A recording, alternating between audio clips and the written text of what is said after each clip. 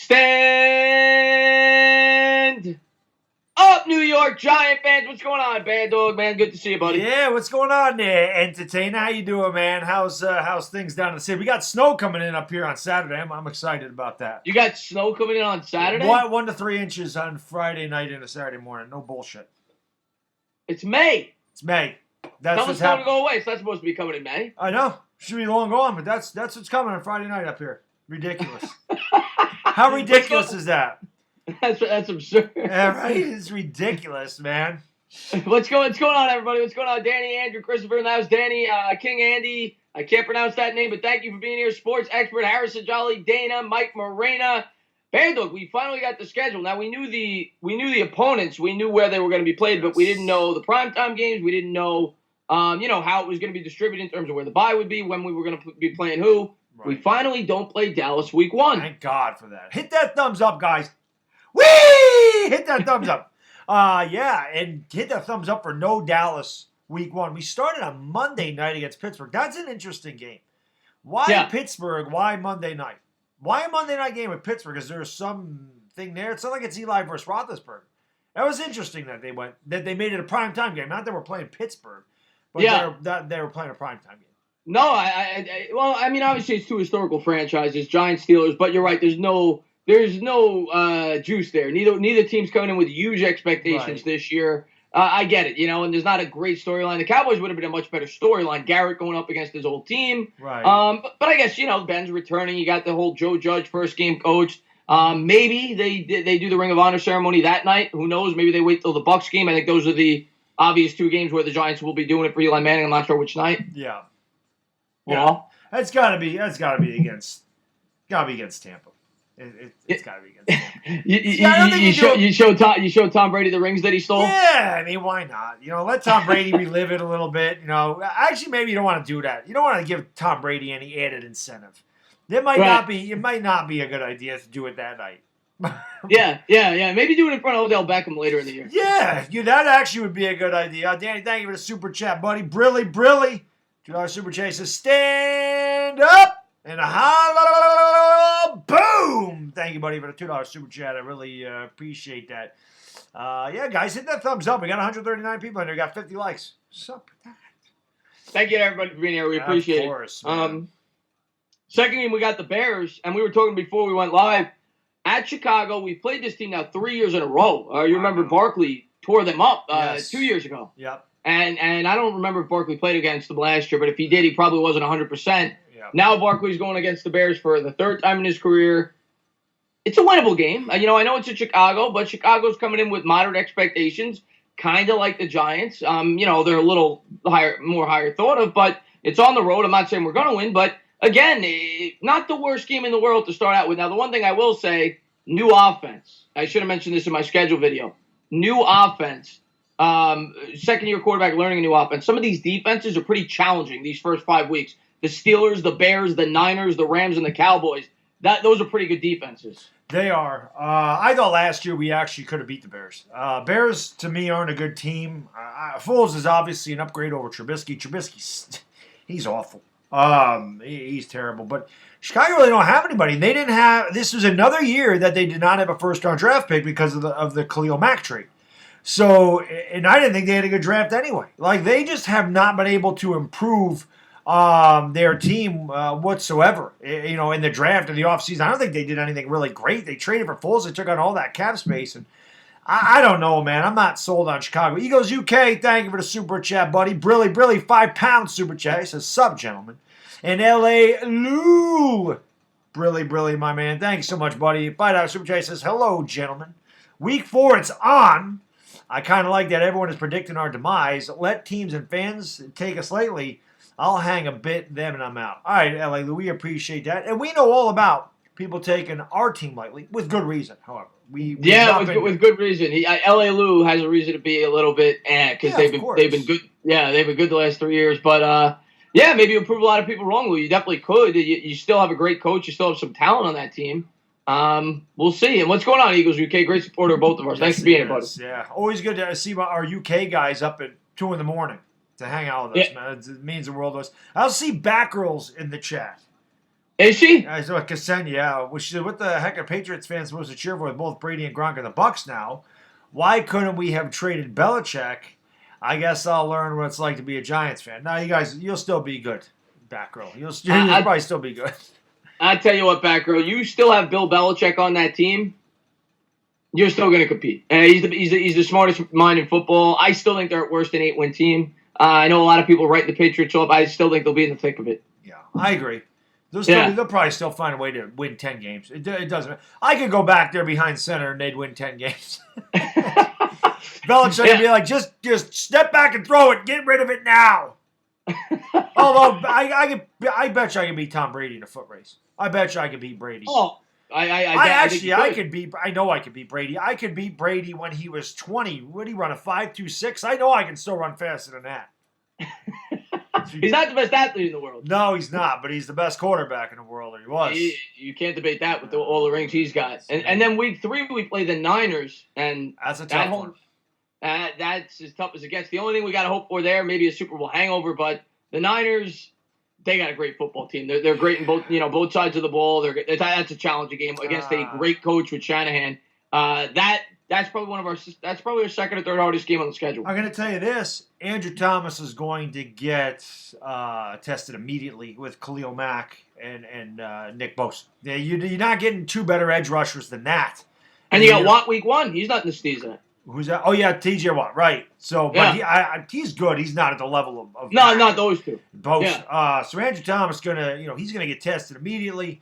So it'll be a good test for him, and hopefully he passes the test. This is gonna be a good test for all these guys, all this revamped offensive line. This is why we went out there and drafted all the guys we did on the O-line, so we could protect Daniel Jones against defenses like Chicago, defenses like San Francisco. But that San Fran game is going to be extremely tough. You know that. But to be the best, you got to beat the best. That's a team where there are no moral victories in football. We know this. But if you hang with that team and maybe you lose a close one, like a 24-21 or a 20-17 game, you lose a close game like that, maybe you do build confidence because you say, you know what? We can play with these guys. If we can play with San Francisco, we can play with anybody in the NFC. Because the 2 years we won the Super Bowl, with Eli, 2007, that game against the Patriots, you lost 38-35, but gained all the confidence in the world. So that's the best we got, and we hung with them, and we're up 34-22 or whatever it was, 34-23, 35-23. They were up by 12 in the third quarter. And then you mentioned it before, 2011, you were at the game, I think you said. We lost at the game. We lost by the same score to the undefeated Packers that year. And that gave us confidence. Hey, we can hang with these guys. And then went on to win. Both of those teams were undefeated when it happened to. Of course, the Packers game, we got robbed by the Patriots. Yeah, the by the referees. Yeah. Ksenia, thank you for the super chat. Back girl, Brilly. Sexy Moss, get up with the Baddog for Korean baseball. I'll be up with Korean baseball. He's not going to get up. I'll be up, though. I'll tell you what, Ksenia, I'll do it for one. I'm not doing it for tomorrow, especially because I'm streaming tonight. One of those streams, I'll pop on with Baddog and I'll do it for fun. It will not be tomorrow, though. Oh, God. Good luck. One of those streams, I'll do it with Baddog, not this one. Though. No, those are fun. I enjoyed that, man. That's a lot of fun. But that's what I told Chris. I said, I can't talk to him until 1 in the morning tonight. I gotta get up at 4:50 in the morning for that. Jacob, thank you for the super chat, buddy. Brilly, my good man. He says, I think the Giants can win 8 games. And Jones, Xavier, Thomas, Barkley, and are we going to be a playoff team? Also, X-Men get 8 sacks. I don't think we're a playoff team yet, but I'm thinking we're moving in the right direction. Yeah, Jacob. I mean, at the end of the day, like I've said on my channel and Baddog said on his channel for a long time, we're not going into this year with playoff expectations. But it's football. Anything can happen. Things could break right. Maybe you get lucky, or maybe the team's better. Maybe we're a year more advanced than we're projecting going in. But you cannot project a playoff team going in. This team's won 12 games over 4 years. Brand new coaching staff. Way too much turnover.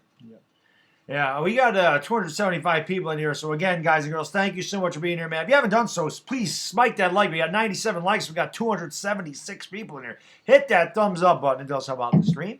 If you happen to have just walked into the channel, never been here before, make sure you guys hit that subscribe button, ring the bell. More importantly, go into the description. The link to the Up Tainah Talkin Sports is in there. Click on that. Sub him up as well. We do this show every week. We alternate channels. So I hope you guys will tune in if you are new and hang out with us for Talking Giants. Thank you for being here. Mike Marina, thank you for the super chat, buddy. Brilly, $2 super chat. Week 1 is a good litmus test for the season. It is, but that's a team we can beat. I think the Steelers are somebody we can handle. I'll tell you what. I actually think the Steelers are a decent team this year. I think I got them around 9 wins, but I do think that's a game we could win at home. Yep. But I'll tell you what, and I'm not predicting this. I do not think it's going to happen. But I wouldn't rule it out of the realm of possibility that we could start 2-0. If we beat the Steelers, I think the Bears is a game you could win. So if we ever won that game that propels you to 2-0 start, we're thinking different things then, Baddog. Then we're saying, okay, maybe we could win 8 games and get a wild card. I completely agree with you. I think the first 2 games are winnable. I think they are winnable. I don't think either one of Pittsburgh or Chicago is going to break any doors down. I think that we can play with those guys. David Bialaglo, thank you for the super chat, buddy. Brilly. New Wonderlic question. If you put Andy Reid in a tank of water with a shark, who eats who? I gotta go to Shark because they got sharper teeth and more teeth than Andy Reid. But if there was a sumo match between a Shark and Andy Reid, my money would be on Andy Reid. Yeah, and Andy Reid's not very mobile. No. The water doesn't seem like his best element either. He'd have a shirt on. He wouldn't want to be shirtless. That would be slowing him down. Right. I gotta go with the Shark. Jacob, thank you for the super chat, buddy. Brilly, $2 super chat. He says those Pro Bowl players are not. I think they could be.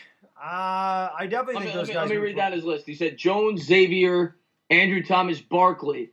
Are all 4 of them going to make the Pro Bowl? I would say. And X-Man 5? No. X-Man. I think he said X-Man 5 sacks. Oh, 8 sacks. 8 sacks. 8 sacks. Sorry, yeah. I'm not going to project Andrew Thomas or Xavier McKinney to be Pro Bowlers in their rookie year. I think that's low up the expectations. I think Barkley should be. I am predicting that they both make the Pro Bowl. You think both rookies make the Pro Bowl? Maybe not Andrew Thomas. That was my bold prediction. I do think McKinney makes Pro Bowl his rookie season. I do. That's bold. I like it. I mean, it could happen. Yeah. Chris Devers, thanks for the super chat, buddy. Brilly. I'm pumped. Week 1. It's not the Cowboys and Giants. Sunday Night Football. He says, we them boys. Let's go 88-19-13. Don't know who the hell those are. 88 was Michael Irvin. 88's CeeDee Lamb. No, it can't be. Michael Irvin's number's retired. That's Michael Irvin's number. I saw CeeDee Lamb wearing 88 in a picture. So Michael Irvin let him wear his jersey? Maybe, I guess. Well, he's going to be better than Michael Irvin anyway. Michael Irvin's overrated as hell. New York for Life 12. Thank you for the super chat, buddy. Brilly. Oh, shit, wrong stream. Honestly speaking, the first 6 games we may get clapped. No. We can play Washington in there. And we can beat Washington, Pittsburgh, and Chicago. I'm going to be honest. Those are not easy games. They were playing tough defenses. 3 games on the road out of our first 5. But I think 2-4 is minimum out of those 6.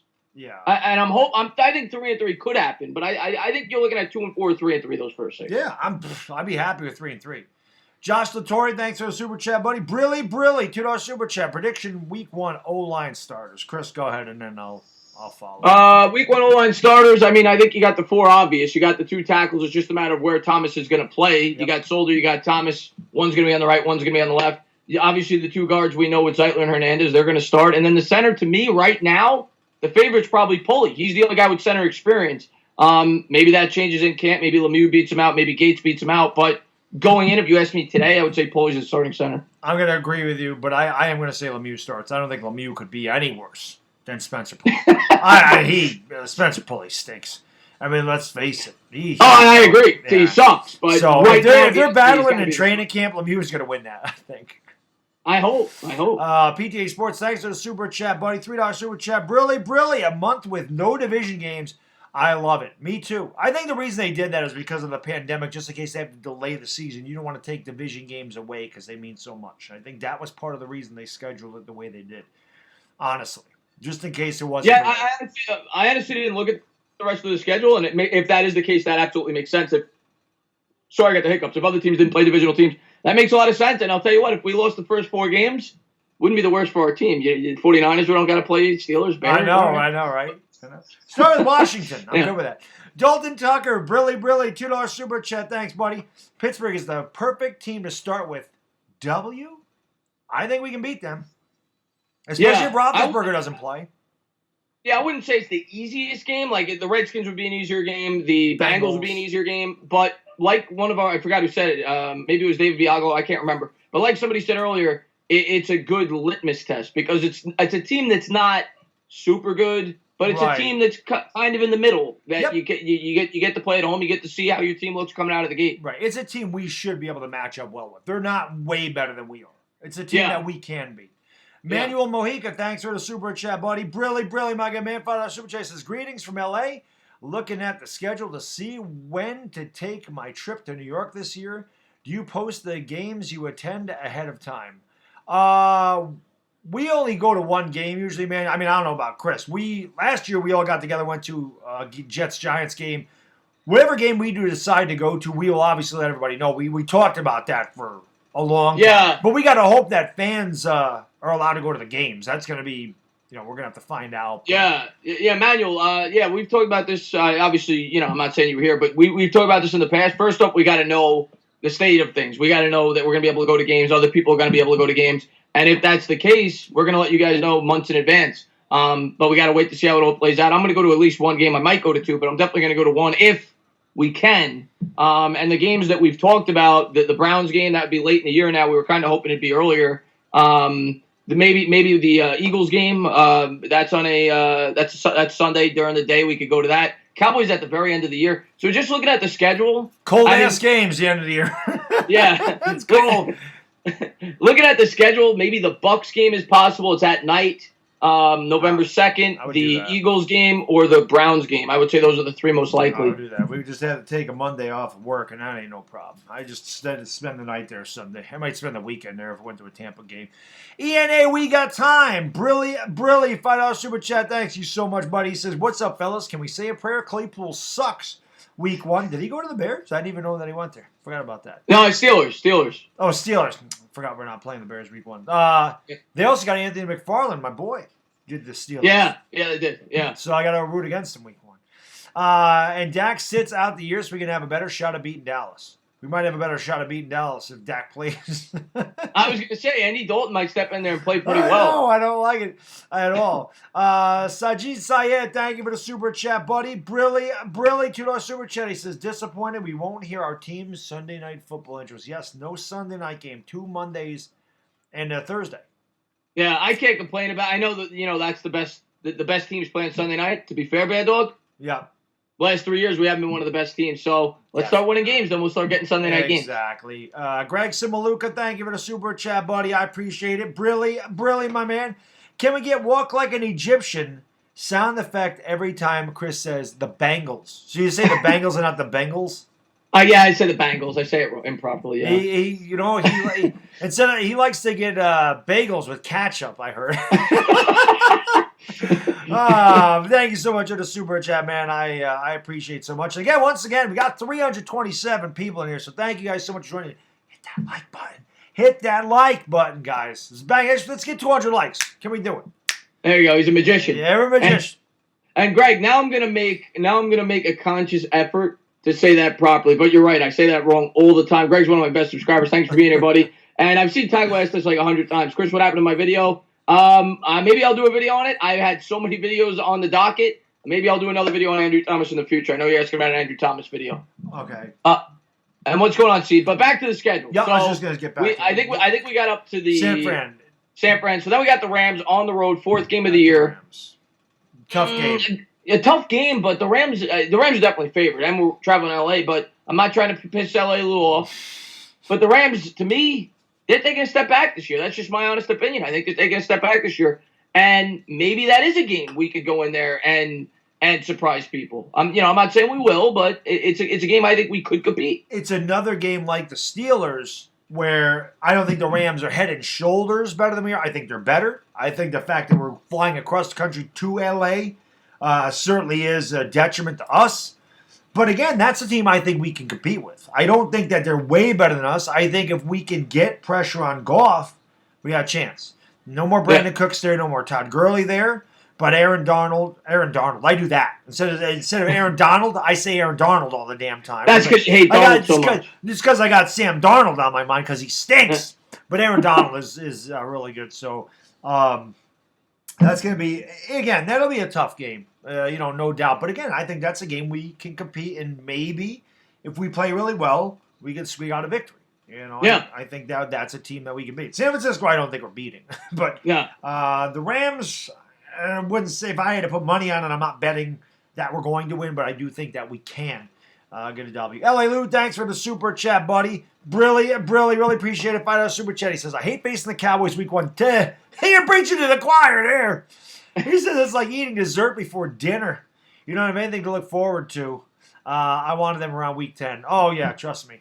Well, we know we get them twice a year, but we share your pain facing them week 1. Yeah, we're going to be huge Ram fans week 1. Oh, God, yeah. Yeah, we'll be huge Ram fans that night. So we'll definitely be cheering for you that night. Absolutely. Then we'll skip the Cowboys. We'll talk about that at the end because they're in the division. Same with the Redskins. Same with the Eagles. Then that brings us to the Bucs week 8. Yes. And go ahead and get those donations real quick, and then we'll talk about that. Mike Marino, thank you for the super chat, buddy. Brilly. Kyle Petrano, thank you for the super chat. $2 super chats, guys. Thank you so much. Billy says Giants beat Dallas week 17 to get in the playoffs. I'll sign up for that right now. Give me the opportunity. If we win and we're in, I'll sign on the dotted line right now. Hell yeah. Yeah. And then Kyle Petrano says, start spreading the news. Stand up, New York Giants fans. Hell yes. Let's go. Yeah, let Daniel Jones get that. Let Daniel Jones have that game where he needs to win to get in the playoffs. Let's see if he's got that clutch gene like our boy Eli had. Yeah, he did. He beat the Cowboys one time to get in, that's for sure. Yeah. And as far as the Bucs go, Tom Brady, week 8, we said that this is probably the game where Eli Manning, Michael Strahan, probably the ring ceremony, maybe not, but that would be my guess. And obviously the Bucs coming in with lofty expectations. I personally think they're being a little bit overhyped. I still think they're a good football team. Definitely not going to be an easy game to win. At least we do have, like I said, I think before we went live, 4 extra days to prepare. We play the Eagles on Thursday night. The Bucs we play on Monday night. So we have it's almost like a bye week, like a half a bye week. Yeah. That we have before we play the Bucs. So maybe that helps us a little bit. It'll be an interesting game for sure. I don't think it's going to be a blowout like some people may think, but I'm not as high on the Bucs as some people. I don't think we're going to win, but I think it could be a competitive game at home. Yeah, that's going to be a tough one. Obviously, we played the Bucs last year. Had no business winning that game. We know that William Gay missed 2 extra points and a field goal from extra point distance. Of course, that was the infamous shit fondue game. We don't have Janoris Jenkins there, but we do have DeAndre Baker, who's probably going to have to cover Mike Evans, and that is not a matchup I'm looking forward to. Mike Evans is one of the best receivers in this league. Tom Brady out there. I'm not so much worried about Gronk. Gronk will probably be hurt by then. And yeah, I mean, it's the same thing. You get pressure on Brady. We don't have a pass rush, which kind of worries me. That's going to be a tough game. But it's going to be a tough game. Well, what we were talking about before we started, though.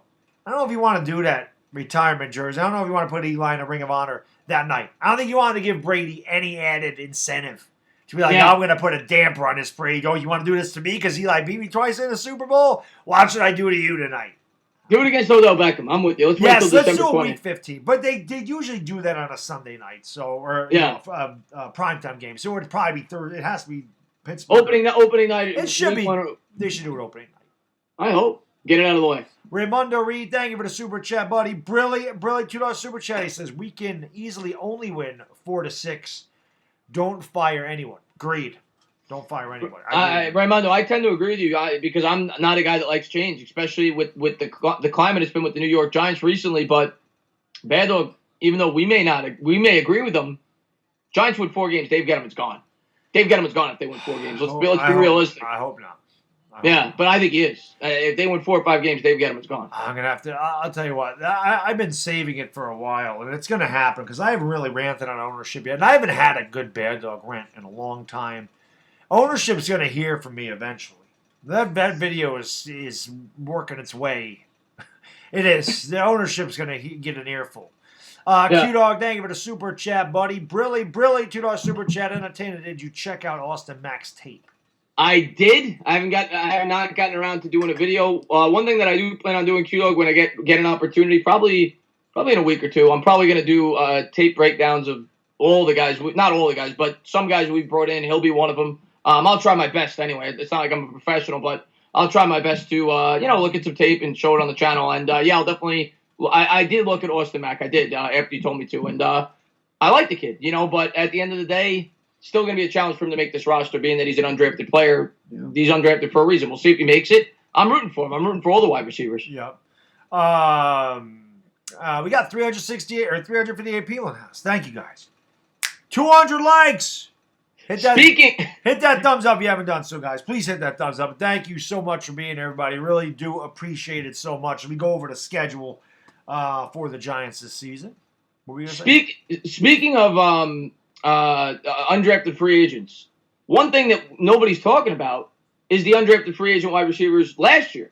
And they're still on the roster. Does Sills crack the team? Yeah. Does Reggie White Jr. crack the team? Those are other guys that... The practice squad guys. ...are going to be competing for practice squads. We say it all the time. Victor Cruz took 2 years.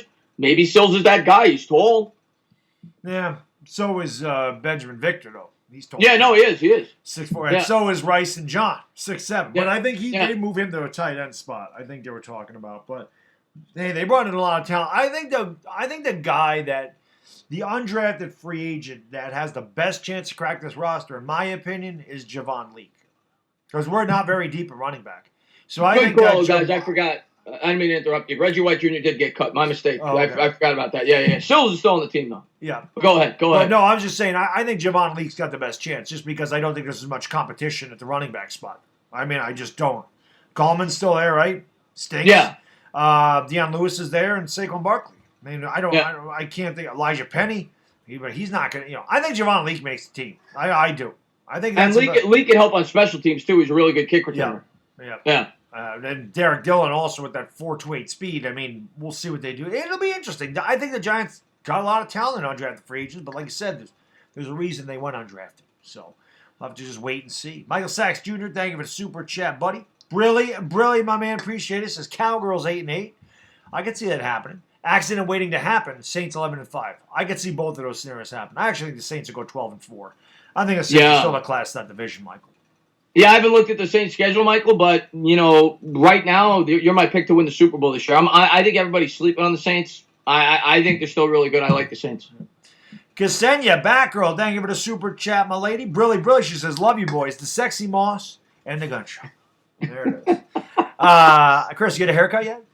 No, I still got really long hair, but maybe I'll show the most next time. But I got hat hair right now. The one day I forgot, it might have been a video you made. You didn't shave, and I did. Your dad get on your case about that? he gets on my case and I don't shave, which I love. He's not the only one. I actually had some ass. This is no lie. So when I don't shave, usually I know what I need to shave. So I'll talk about it. I'll come on. I'll say it's a bad thing. It is in desperate need of a shave, whatever. So I know I need to shave. I had some guy say to me, it must have been a troll or something, I don't know. He's like, God, you didn't shave? He goes, did you even shower? Unsubscribe. I'm like, you really just said you unsubscribed to my channel because I didn't shave? Well, F you. My God. I'm like, you have no life. People try to find a reason to complain about anything. Oh, I was sitting there going, are you kidding me? This is what you complain about? Out of all the things that I do on my channel, the fact that I didn't shave is what turns you off. Why do you care? Anyway, it's one thing to get a good nature ribbing about not shaving, but I mean, my God. Yeah. Some people like to complain about everything, Yeah, but But back to the schedule. Looking at this schedule, I didn't even realize this when I first did the breakdown of my video. From week 5 to 10, we play 5 divisional games in a 6-game stretch. Yes, we do. That kind of happened in 1986. I remember we played those 3 teams right in a row. Philly, Washington, and Dallas. I remember that too. But, yeah, we got Washington, Philly, Tampa, Washington, Philly. We had Dallas, Washington, Philly, Tampa, Washington, Philly. And then the bye. Yeah. So that section right there, Chris, that week 5 through 10, that's our season. Yeah. Oh, that is. You got to win 3 of those 5 divisional games. I was going to say, if we can go 3-2, or I'm sorry, that's 6 games, right? Yeah. If we can go 3-3, I think if we can go 3-3 from week 5 to week 10, I think we got a chance. 3 of those 3 wins will have to be in the division. If we go 2-1 in the division, those 3, I think we're okay. Oh no, there's 4 games there, so we'd have to go 2-2. Out of the 6-game stretch, you got 5 divisional games. I think they need to win 3 of those 5 divisional games to remain in contention. Yeah. But I'm saying 3-3 overall, I think, in that. Yeah. You lose to the Bucs. Michael Sachs, thank you for the super chat, buddy. Brilliant, $2 super chat. He says, thought even if we will even have fans at the game. Hope so. Yeah, I don't know. Maybe later in the season. That's why I said to Chris, we were all looking at Cleveland. That's later in the game, later in the year, so that'll be nice. But it'll be freezing. But we'll have to see. Yeah, there's no telling, and I think we're going to have football, Michael, and I honestly do think it's going to start in time. Maybe I'm an optimist, but I do think we're going to have football. I do think it's going to start on time. Maybe it'll be pushed back a week or two because everything else is getting pushed back, but I think it's going to start relatively close to on time. But I don't know if we're going to have fans in the seats. I'd actually lean probably not. Not to start, I can't say. Yeah, to start the year. And at the end of the day, that sucks. I love to see the fans in the crowd. It adds to the atmosphere. But Baddog, something is better than nothing. This is true. I see it's Super Dad TV in the house. Lloyd Goldstein, thank you guys for joining. I know you guys are some of Tainah's best subscribers. Thank you guys. Blue Jackets Talk, man, thank you for becoming a member, upgrading your membership, I should say. I think you were a member before, but if not, regardless, new member! Blue Jackets Talk, welcome to the Big Blue Wrecking Crew, buddy. Brilliant, man. I really appreciate that, my man. Thank you, brother. So we got that. Oh, yeah, we got time. Thank you for the super chat, my man. Brilly says, I want 6 sacks on Baker and 4 interceptions in that game. That'd be fun. Oh, God, that'd be great. What I want in that game, I want to shut Odell down. I want Odell to have 1 catch, -1 yards, and a fumble. Because that's worse than no catches. I want 1 catch for -1 yards and a fumble for Odell Beckham. He's probably going to do a little better than that. But yeah, that's what I'm hoping. Hopefully we can hold him in check. That would be nice. Yeah. So you got all those division games, which we'll talk about at the end. Obviously, we got our bye, and then we got Cincinnati off the bye. That's a game we need to win. I know it's in Cincy. I know Joe Burrow did great at LSU. I watched him tear apart my Sooners. We got to beat Cincinnati. It's a must-win. Doubt about that. Got to beat Cincinnati. There's no excuses there, especially off the bye. There's no excuses there. That's a game you absolutely have to win. That's a no-doubter. Because then it gets harder after that. You look at those last 5 games: Seahawks on the road, Cardinals, Browns, Ravens on the road, and the Cowboys. You got to beat the Bengals. You got to win both those Redskin games and find a way to pick off some of these other teams. Levon Younger, man, thank you for becoming a member of the channel. I appreciate it. Brilly, new member. Levon Younger, welcome to the Big Blue Wrecking Crew, man. I really appreciate you supporting the channel, guys. Thank you very much. We got 400 people in here. So, again, if you haven't done so, please hit that thumbs up. Hit that subscribe if you're new. I appreciate you being here. Ring the bell. That way you know when I go live. More importantly, go into the description. Click on the link to the Entertainment Talking Sports. We do this show every week. We alternate channels. We also stream every Giants game together, alternate channels. So you want to sub up both our channels. And, again, thank you, guys and girls, for being here. Really do appreciate the support. Thank you for being here. Much appreciated. Yeah, thank you. We always say thank you guys for all your support. You show us, and we're going to continue to do this show even when there's not a lot to talk about throughout the offseason. Talk Giants football and keep Giants fans engaged. Answer your questions. Talk Giants football. So we appreciate all you guys for being here. Thank you very much. And like we were just talking about that Bengals game, and the one thing I will say, the silver lining about the Seahawks game, if there's no fans in the crowd, notoriously that's the hardest place to play. It's true. So if we're going to Seattle and it's an empty stadium, at least we don't got that to worry about. That's a great point, Chris. I didn't even think about that. Some of these places that are really tough to play, I'm thinking to myself, it's not going to matter. It's just travel. Nobody there, it don't matter. There's no home field advantage for anybody. Yeah. So that's a great point. That takes Seattle down a notch. Because that is a tough place to play because of the crowd noise. So if there's no fans there, I still don't think we're good enough to beat them. But it definitely makes it a little easier. There's no doubt about that. Secret Service Agent James Carter. Brilly. Thank you for the super chat. I appreciate it, buddy. Game 1 Monday night, home opener. Primetime Giants show everyone we are back with a statement. Win. Giants 33, Steelers 10. Oh, I'd love that. I would love a win like that. We haven't had a win like that in forever. Well, no, I shouldn't say that. We usually beat Washington like that once a year. But we haven't had a win against somebody other than Washington like that in a while. We win 33-10, James. Giants fans are going to be pretty pumped up going into that Chicago game. Yeah, no doubt about it. Batgirl, thank you for the super chat, my lady. Brilly, $2 super chat. She says, ready to watch Sexy Moss and Baddog Renegade on TikTok. Yeah, I am not on the TikTok. What exactly is the TikTok? Everybody's telling me about the TikTok. It's like Vine, I guess. It's like a bunch of 10-second videos or something. I don't know. I'm old, It's like man. I gotta look into the TikTok. Everybody's asking me about the I don't know TikTok. what the hell it I don't wear watches. That's what I told. I just figured out what the hell the Twitters is. And, I just got an Instagram finally, so you guys can follow me on Instagram at Baddog Sports. If you like, Entertainers also on Instagram. I don't know what your name is there though. Yeah, I don't use. I got to change my Instagram. I somebody hacked it. What's going on, Joe Lutz? It's his birthday. Happy birthday, Joe! Happy birthday, Joey Lutz. Hopefully you got a cannoli. I was just gonna say that. Get you a cannoli. Yeah. Sports expert said TikTok is stupid. Well, I don't know anything about it. I wouldn't know. How many touchdowns for Barkley? Yvonne Rio says. I think he's gonna have a big year. 16. I think he's gonna have a big year. I think at least 12. At least 12. If he plays all 16 games, Barkley's gonna lead the league in scrimmage yards. I think they're gonna feed him a lot. Yeah, I expect Barkley to have a big year. I really do. I see our boy Stephen Lilly's in the house. Stephen Lilly up there at 2:30 in the morning. Because he's the man. You gotta love Stephen.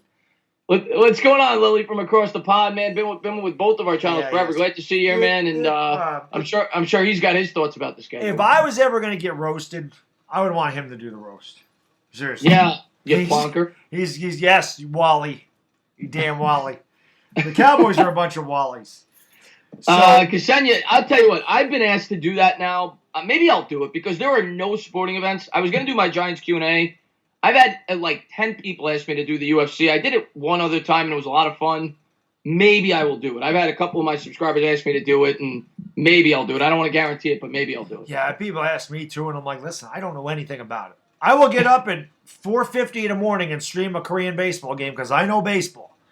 I don't know a damn thing about the UFC. I don't know much either. I just bring energy and talk about people getting punched in the face. Oh, Benjamin says he's turning 21 in June, but can't do anything in this quarantine. I'm sorry, buddy. 21's a great age, too. I was there a long time ago. Yeah. long time ago. So we're at Seattle. Like you mentioned, there might not be people in the stands. It would certainly help us, but I just think Russell Wilson and that crew is a little too much for us at this point. I still think they're one of the best teams in the NFC, and I don't think we're at that level yet. Yeah. No, we're not. Can't see us winning that one. It's gonna be tough. Then we got Arizona at home.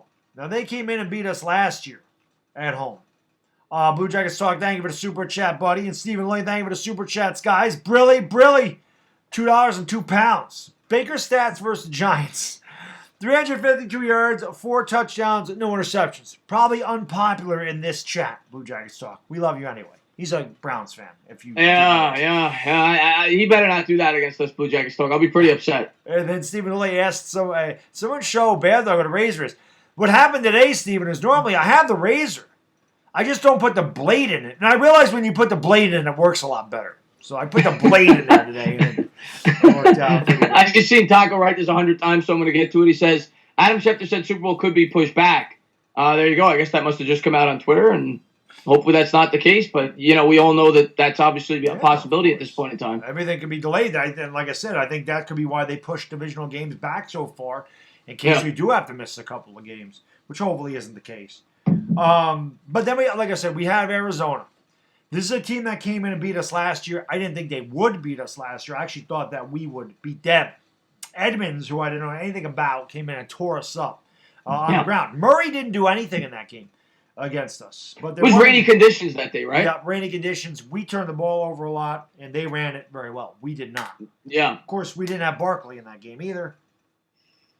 Yeah, exactly. You can't really judge that game off last year. And I know they have a different team. They bring in Hopkins, Murray, second year in the offense. He should be more acclimated to it. I get all that. But Isaiah Simmons. We're going to get to see Isaiah Simmons in that game. We're going to get to see Isaiah Simmons, but it's still a team that's traveling halfway across not halfway, all the way across the country to play the Giants. So, it's definitely a game we could win. Arizona doesn't have a great defense. They don't have a great offensive line. I still think they're a team that has a lot of talent, in terms of the flashy places, but they could be beat if you beat them in the trenches. And I think we are better in the trenches than them. So I think that is a game we could win. They did address them both, though. They got Isaiah Simmons for the defense, and they got Josh Jones in the third round for the offense, the line. Yeah. So they did address it. They did get DeAndre Hopkins. And Kyler Murray is, my dark horse pick for MVP.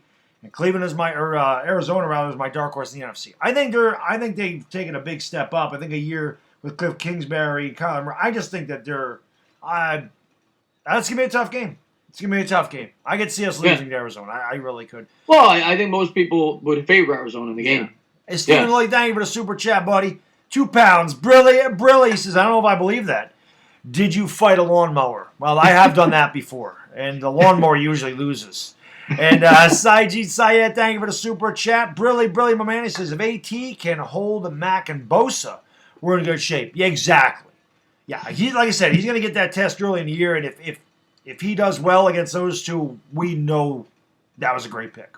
Yeah, I mean, that was another major reason why I was so, in love with taking the offensive lineman. Look at the pass rushers we're playing this year. Mac, Bosa, we talked about Watt in the first week. Obviously, we know the pass rushers within division. Chase Young, Chase Young twice a year to the Redskins. You got Myles Garrett. You've got Shaq Barrett. You got all these great pass rushers that the Giants are playing. Judon on the Ravens. Yeah. So I mean, there's a lot of really good pass rushers we're playing this year. David Searby, thank you for the super chat, buddy. Brilly, $5 super chat. He says, being from Penn State, hopefully Barkley balls out against the Steelers to start the season. Oh, I would love that. 146 yards, 2 touchdowns on the ground. Giants get that W, 24-17. That's how we're gonna win. You know what I'm saying? That's how we're gonna win this year. If we're gonna win games, it's gonna be Barkley.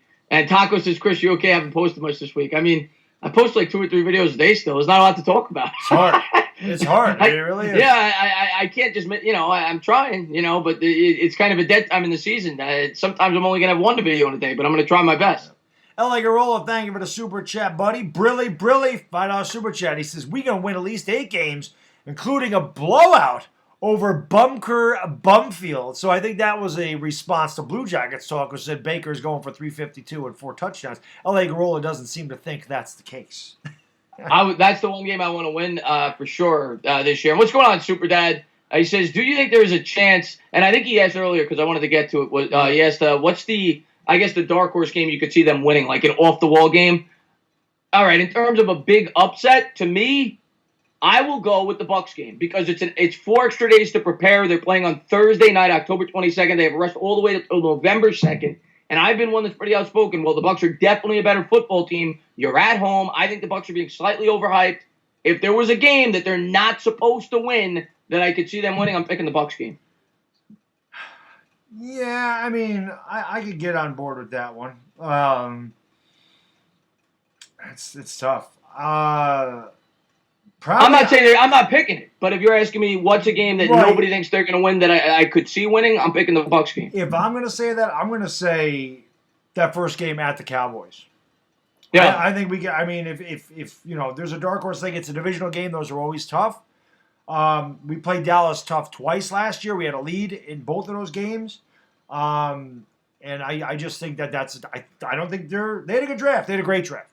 I still think that we can play with those guys, and I still think that's one of the teams that we can do that against. Jersey Joey, thank you for the super chat, buddy. I appreciate it. $10 super chat, brilly. Chinsano, fellas. Hey, thoughts on 3 division games in 11 days? October 11th, 18th to 22nd, and 5 division games in 6 weeks. Crazy to me. Stay safe. You stay safe as well, Double J. And yes, we talked about that, and we said in that stretch. Those 5 division games, we got to go 3-2 right there.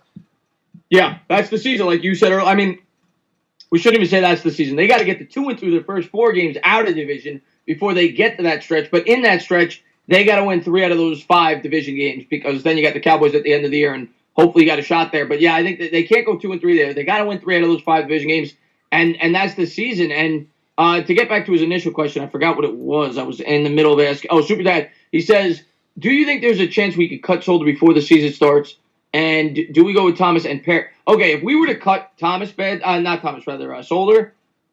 I don't think Parrott's starting. I think Cam Fleming is going to start at the right tackle. Parrott's still, from everything you read, underdeveloped. Fleming has played in the league for a while. He's a swing tackle.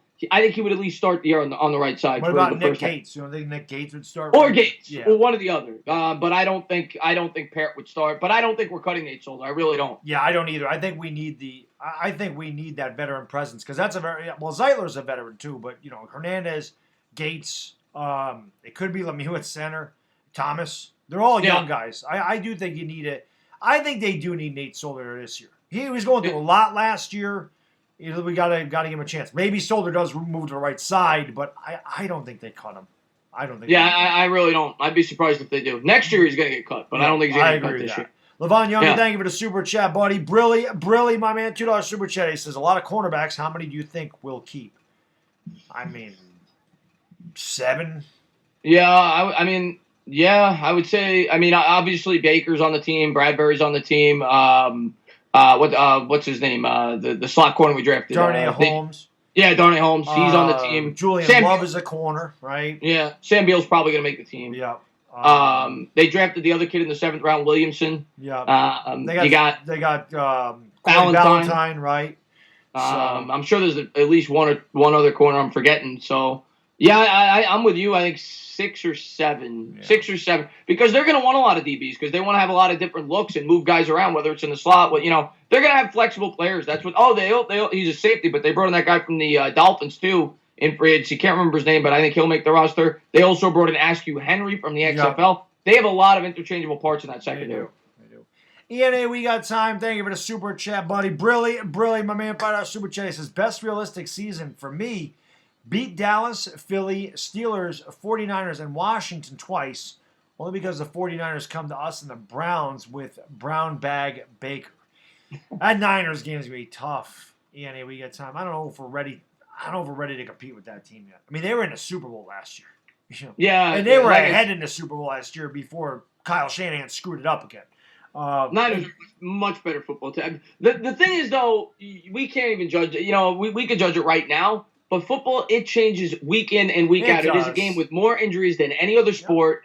Yep. And a lot of the reason why the Giants played as poorly as they did last year, and it's kind of been a theme for the Giants. They have a lot of injury-prone players, but they had a ton of injuries last year. They did. Evan Ingram goes down, Saquon Barkley goes down. They were decimated. Down, Corey Coleman goes down.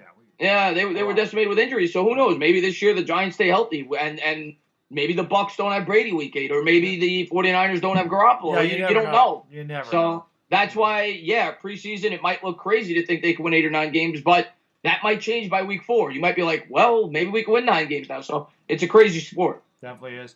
Sugar Dre Anderson, thank you for the super chat, buddy. Brilly, my man. $5 super chat. He says the main 2 games the Giants can't lose is the Browns and Eagles. Yeah, I want to beat the freaking Eagles. I want to beat the Eagles. We got to split with the Eagles, and we got to split with the Eagles. But to me, when I look at the schedule, Bad Dog, if we're talking making the playoff, I mean, obviously the Bengals and Redskins are given. You have to sweep the Redskins. Yes. You have to beat the Bengals. But outside of those, we have to find a way to steal. We have to at least split between the Cardinals and the Browns at home. I think we probably need to win both if you want to make the playoffs at home. You need to find a way to steal a road game too, whether it's the Rams or the Bears. They got to steal a road game that maybe you don't expect, and they got to defend home field pretty well. So yes, they do. Yeah. The Cardinals and the Browns, you got to win at least one, if not 2, to have a shot. I did see somebody in the chat mention. Oh God, the cornerback, just Grant Haley's another cornerback. Grant Haley, I hope not. To me, I'd rather see the younger guys with more upside, but he could make it. Valentine could be cut. Williamson could be cut. Yeah, he's definitely in the mix. Kevin Dorfield, thank you for the super chat, buddy. Brilly, 2-pound super chat from one of our buddies overseas. Breaking news: Wentz injured himself reading the schedule. It hurts. Very nice. I see what you did there. Steven Lane, plan works. Thank you for the super chat, buddy. Brilly, back-to-back pound super chats by our friends across the pond. Steven says, I think we win 5, possibly 6 games realistically. I think that's where Chris and I are, about 6 games. Tough schedule. Yeah, I think it's between 5 and 7. And 8 if everything broke right. That's you want my. Well, no, I shouldn't say that. 9 or 10 if everything broke right. But do I think everything's going to break right? No. So, realistically, I'm kind of with you. I think 6 wins. 6 wins is probably where I have them. Yep. Steven. Yeah. So, then we got Cleveland, which is the game, hopefully, we plan on going to. If they allow fans in the stands. It'll be freezing there, but you know how to bundle up. We're New Yorkers. So, you know what I mean? What's the hell's the difference? It's going to freaking snow here on Friday night. It's freaking May, so I'm used to this. Anyway. What a joke that is. Yeah, I got it sunburned last weekend, and this weekend I'm going to have to shovel. I mean, come on. How's that even possible? I'm not shoveling. The hell with that. It'll melt in 2 days anyway because it's going to be like 56. The hell with that. But the Browns, obviously, old friend Odell Beckham. Trash talking Baker Mayfield. Team we want to beat the hell out of. I think we do. I think we beat Cleveland. I would love that. If like somebody said earlier, if there was one game that I want to see them win this year outside of the divisional games, for me it's still the Eagles and the Cowboys because we haven't beaten those teams in forever. I know. But if there was a game outside of those games, I want to beat the hell out of the Cleveland Browns. Yeah. I want to run up the score if we can. I want to beat them by 50 if we could. Do I think we're going to? No, but I would love to blow them out. I agree. I would kick the hell out of that team. I think we're going to beat them. I do. I just have a feeling we're going to beat them. They're tough though. I mean, Myles Garrett's a great pass rusher. Nick Chubb's a great running back. We've seen Beckham. We know how good Beckham is. We know how good Jarvis Landry is. David Njoku is a good tight end. They got a good team, and they had a good draft. So they're not going to be easy. You know, they got Jedrick Wills. I mean, they got a good tackle now. They had a good draft. They did good. They're going to be tough. I still think we get that game. I think they're going to be determined to win that game. I hope so. And NY Finest just quickly asked, 6 wins, Dave Gettleman State. I think that's the magic number, New York Finest. I think if they win 6, it's 50-50. Yeah. I think if it's less than 6, he's gone. I think if he wins 6, it's up in the air. That's my prediction. L.A. Garola, thank you for the super chat, buddy. Brilly, $5 super chat. Says season stats predictions for Barkley and Jones. Another 1,000-yard season and 10 or more touchdowns for Saquon. 30 touchdowns and 4,000 yards for Jones. Yeah, I can definitely see that happen. I think Barkley's going to have a big year. I think Barkley will be about 1,500 yards and 15 touchdowns, somewhere in there. And Jones, I don't know if he'll get to 4,000 yards. I do have him throwing 31 touchdowns, though, this year. So, yeah, I can agree with those. I think those are possible with that offensive line, definitely. I think he's low on Barkley, to be honest with you. Like you said, I think he's going to have minimum 2,000 scrimmage yards if he stays healthy and plays all 16 games. I think he's going to have probably 2,200 scrimmage yards, and I see him having at least 13 or 14 touchdowns. Jones, to me, right around the 28 to 32 touchdown area. And I think that's a fair estimate. I think so, too. I said 31 touchdowns, about 3,800 yards for him. I'll take that, though. Yeah. L.A. Lou, thank you for the super chat, buddy. Brilly, $5 super chat says, I ordered an official CFL football, and it just arrived. And coincidentally, the Rams signed Liram Harulaju and the best CFL kicker punter last season. You know, you got to talk about that earlier. Chris Senior, he's in the chat. Yeah. He'll tell you all you need to know about that guy, Liram Harulaju. Yeah, he does film study on him. Yeah, he does. It's tough to talk. Yeah, we got time. Thank you for the super chat, buddy. $2 super chat. Brilly, who leads New York in touchdowns, receiving yards, and interceptions. Okay, I'll start. I don't know if you mean receiving or rushing. If you're talking all-purpose touchdowns, I'm going Saquon Barkley. If you're talking just receiving touchdowns, I'm going to go. It's either going to be Ingram or Slayton. If they stay healthy, I'll go Ingram if he plays 16 games. But I don't think he's going to, so I'm going to go Slayton. So I'll go Slayton for yards and touchdowns because I think Ingram doesn't play more than 12 or 13 games.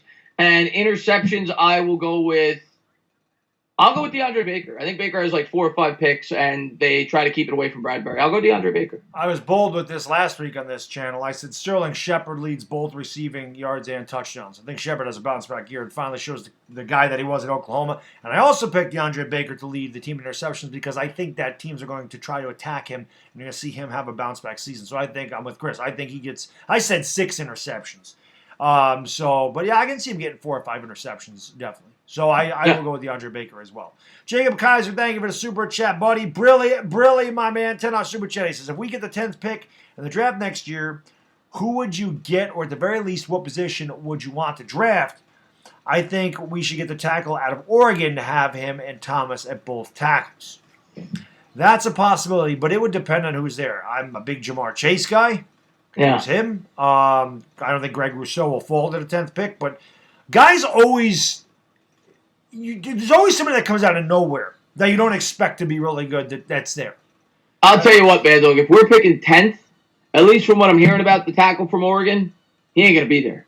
The tackle from Oregon got Heisman votes this year. So he's going to be a top 3 or 4 pick, in my opinion. So if we're picking 10, we don't got to worry about that. I don't think. And things could change, but I think he'll be a top 3 or 4 pick. Now, the question is, if we're picking 3 or 4, maybe 5, did the Giants think about doing that? Of course, they drafted Parrott, who you would think would be the projected future starter at the right tackle, but if the Giants are so enamored with him, maybe they do take him. Or maybe if they're picking 8 and he falls where he shouldn't, maybe they take him. But I'm with you. I want defense next year. Yeah, Edge rusher. Sure. Yeah. Wide receiver maybe, but me personally, especially being that it's another very deep wide receiver class, I want to address the defense early in next year's draft. And maybe they won't be able to do that because it is, from what it seems, pretty thin. It seems to be a tackle wide receiver class in the first round. Yeah. If you can't get a guy like Rousseau, maybe you have to go wide receiver early. And if you do, you do. But I want to go defense next year. Harrison Jolly, thank you for the super chat, buddy. Brilly, $2 New Zealand super chat. Thomas has a tough first few weeks. Love the streams. Thank you. One of our great supporters there, both of us, Harrison Jolly. No doubt about that. And we mentioned that. He's got Mack and he's got Bosa. So that's tough. Don't get much tougher than that. Yeah, and I mean, Thomas has a tough first few weeks. And what about Daniel Jones? New playbook, and he's playing. I mean, the Steelers are probably a top 6 or 7 defense. The Bears are probably a 6-7 defense. The Niners, the Rams have an above-average defense, and the Cowboys. Those are 5 defenses in the top half of the league. The one thing I say, the Cowboys lost a lot of defense, though. They have. Stephen Lilly says, I got 2 skins, 1 Bears, 1 Bengals, 1 Cards, then the Browns and Bucs, and that team is possible. So he's got 5 wins with 3 others possible. And I can see that. I still think that we can beat the Eagles, too. I want to beat them so bad. Yeah. Ian Overton, thank you for the super chat, buddy. Brilly, $2 super chat. 5 wins or less, Gettleman is gone. I hope not, but it's definitely possible. I don't want Gettleman fired. I don't care what the hell we do. Because then I'm with Baddog. I don't want him to be fired. But if you're asking me, do I think he will be? I mean, here's the thing. First off, like I said, and I know a lot of fans hate Gettleman, and I get it, right? He's done a lot of the Leonard Williams trade in particular, but he's done a lot of things. But he's also done some things that I think are very good. And I get that some fans don't like him, but when they brought Gettleman back, to me, it's a brand new start, brand new coaching staff.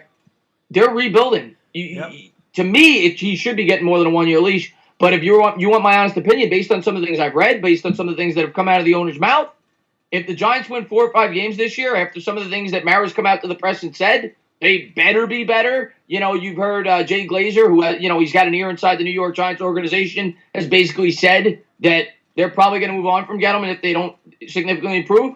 I think he's gone if they win 5 or less. I'm not rooting for that, but I think he is. And that'd be stupid. This is why we're in the situation we are. And I mentioned this, like I said, in my Ben McAdoo video 5 years ago. I came out and said that the Giants are going to be in this situation 5 years from now. They will be bad for the next 5 years because of what ownership did. You do not fire your freaking coach and not your GM. And then bring in a new coach, and then fire the coach and the GM, then bring in a GM and a new coach, then fire a coach, then fire your GM the next year when you just brought in a new coach. You can't keep that's chaos. You need some stability. This is what the Knicks do every year. Yeah. Every year the Knicks do this, and they've been there for 20 years. For that reason. And if you're being fair, Baddog, for all the Gettleman haters out there, and what the Gettleman haters will say, and what they've said in my videos, and I'm not calling everybody a Gettleman hater, but what they will say is, well, Joe Judge is the reason for the good drafts. Joe Judge was the guy, because it seems like everybody's on board that the Giants had a good draft, but the people that don't like Gettleman have said, well, it's Joe Judge. It's the new coach. What about last year's draft? Joe Judge wasn't here. He's a good drafter. Gettleman's done good at evaluating talent. And I don't think you could argue with what he did in free agency this year. No. Maybe you're not happy they didn't make this huge splash, but this is a team with a clear direction, thinking about 5 or 6, 7 years. They're not thinking about 1. Right. And I think they did the right thing this year. And the other thing, I forgot what I was going to say now, but it'll come back to me. Jacob Kaiser, thank you for the super chat, buddy. Brilliant, my man. $5 super chat says, Chris, who would you have in mind for defensive player? I like the linebacker out of Penn State. What about you? Penn State was always linebacker. You? I remember that. Yeah, I mean, a lot of people like him. I personally, Rousseau. I think we need an edge. And, I haven't done enough research, on the prospects. I'm going to do more of that. I'm going to have some videos up on that in the near future. Probably in a week or 2, I'll start talking a little bit about next year's draft, next year's free agency class. But, yeah, I'm leaning edge rusher if there's one available. I think that's our biggest need right now. I know what I was going to say about Gettleman. So, if Gettleman gets fired and you see this constant turnover of the job, who the hell free agent? What free agent wants to come here with that disorganization that's going on here? And what GM wants to come here? Now, you're more than likely going to hire from within. You're going to hire Abrams, or maybe you give Judge full say. But I don't know, man. I want stability. I think Gettleman, in terms of drafting, which is here's what I'll say about Gettleman. Gettleman might not be the right guy when this team gets to where we're competing, because maybe he's not a good GM for that type of football team. But I think for the type of team we are right now, a team in rebuild mode that needs to continue to accrue good drafts, he's proven he could do that. So we have to keep bringing in good young talent. I do not want to move on from him. That's my honest opinion. John, thanks for the super chat, buddy. Brilly, $4 super chat. Yo, boys, gonna be a great season. I hope so, man. I'm hoping so. I'm looking forward to it for sure. Can't wait. Every season's fun. I mean, it is. The results aren't always fun, but it's always exciting going into the year. It is. LA Lou, thank you for the super chat. I appreciate it, buddy. Brilly, $2 super chat says, I'm out, guys. Let's get it on week 4 later. LA Lou, thank you for being an awesome subscriber of both of our channels. I really appreciate it. Just an awesome guy. And, man, week 4, it's on. This is the one time LA Lou's not going to root for us, because I know he's always pulling for us. And week LA Lou, man, we'll see you out there week 4, buddy. Definitely will. Stephen Lee, thank you for the super chat, buddy. Brilly, £2 super chat. For a GM, it doesn't matter. Wins for me, it's how we play. Yeah, that's true. If the Giants compete in a lot of these games and they look better, I think that they should keep them. Yeah, no, I agree with that. I just don't know if the Giants, a team that's won average 4 wins a season, if they have another 4-win season, I don't know. I don't think Mary will keep them. I agree, though, that it's more about how they play, not the record. I agree. Gordon Gecko, double G, Brilly, my man. $5 super chat. This is a great question, by the way. It says, what's up, fellas? If the NFL season was canceled, would the Giants draft 6th again, or do you think they do a lottery draft?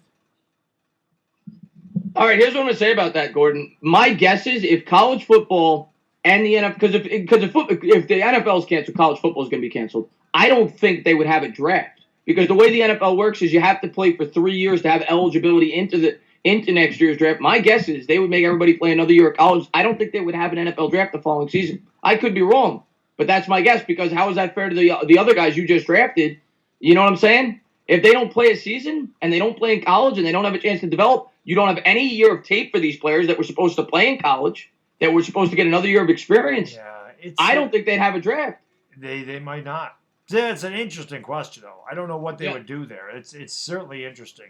ENA, we got time. And Levon Younger, thank you for the super chat, guys. I appreciate it so much. Brilly, fellas. ENA, we got time says, at the moment, next draft, I'd like a wide receiver, defensive end, and cover linebacker for our first few picks. And, man, thank you guys for all the streams. Definitely got us through COVID. We appreciate you guys get us through it. Yeah.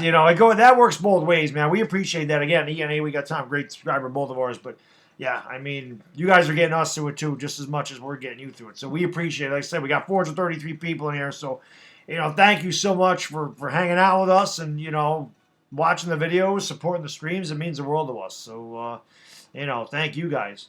And Levon Younger, Brilly says the same thing. Thank you for all you do. I really enjoy your work. I'm a static. We finally have a good problem at left. I'm a static is what. Okay, I'm a static. We finally have a good problem at left tackle. Who starts? Andrew Thomas or Solder? That's a good question too. Chris and I are of the mindset we want Andrew Thomas to start left tackle immediately. Get it under, learn that position, because that's where he's going to be. Although he did start a right tackle at Georgia his freshman year, I made the transition to left tackle without a problem. I would like him just to get acclimated to left tackle. Solder's the veteran. Move him over to right tackle. That's what I would want to do. That's what I want. And that's what I'm leaning that I think they would do. But it's possible, especially being that Andrew Thomas has some experience on the right side, and maybe you don't want to screw up Hernandez, but because he's played with Solder. But at the end of the day, if it was any other tackle, that's what I said I would have done. I think I would have kept it the way it was, because Wills played right. Was projected to be a right. I think I would have started them on the right tackle day one. But Andrew Thomas is the surest left tackle in this year's draft. He's going to be there. You're thinking about the future. You're not just thinking about this year. Right. You got to get Hernandez and Thomas used to playing with one another. So I want to see Thomas playing there day one. Yeah. But again, guys, hit that thumbs up. See if we can get 300 likes. Got 267, man. Thank you guys for being here. Hit that thumbs up if you haven't done so. Hit that subscribe button if you happen to be new to the channel. Ring the bell. We do this show every week. We alternate channels, so make sure you also go into the description. Some of the Entertainment Talking Sports link is there. And thank you guys for being here. We do appreciate it. I see Delano's in the chat. What's going on, buddy? Andrew Christopher with his hi, as always. Hola. Hola, there, yes. Andrew Christopher. I always speak Spanish to him. Hello.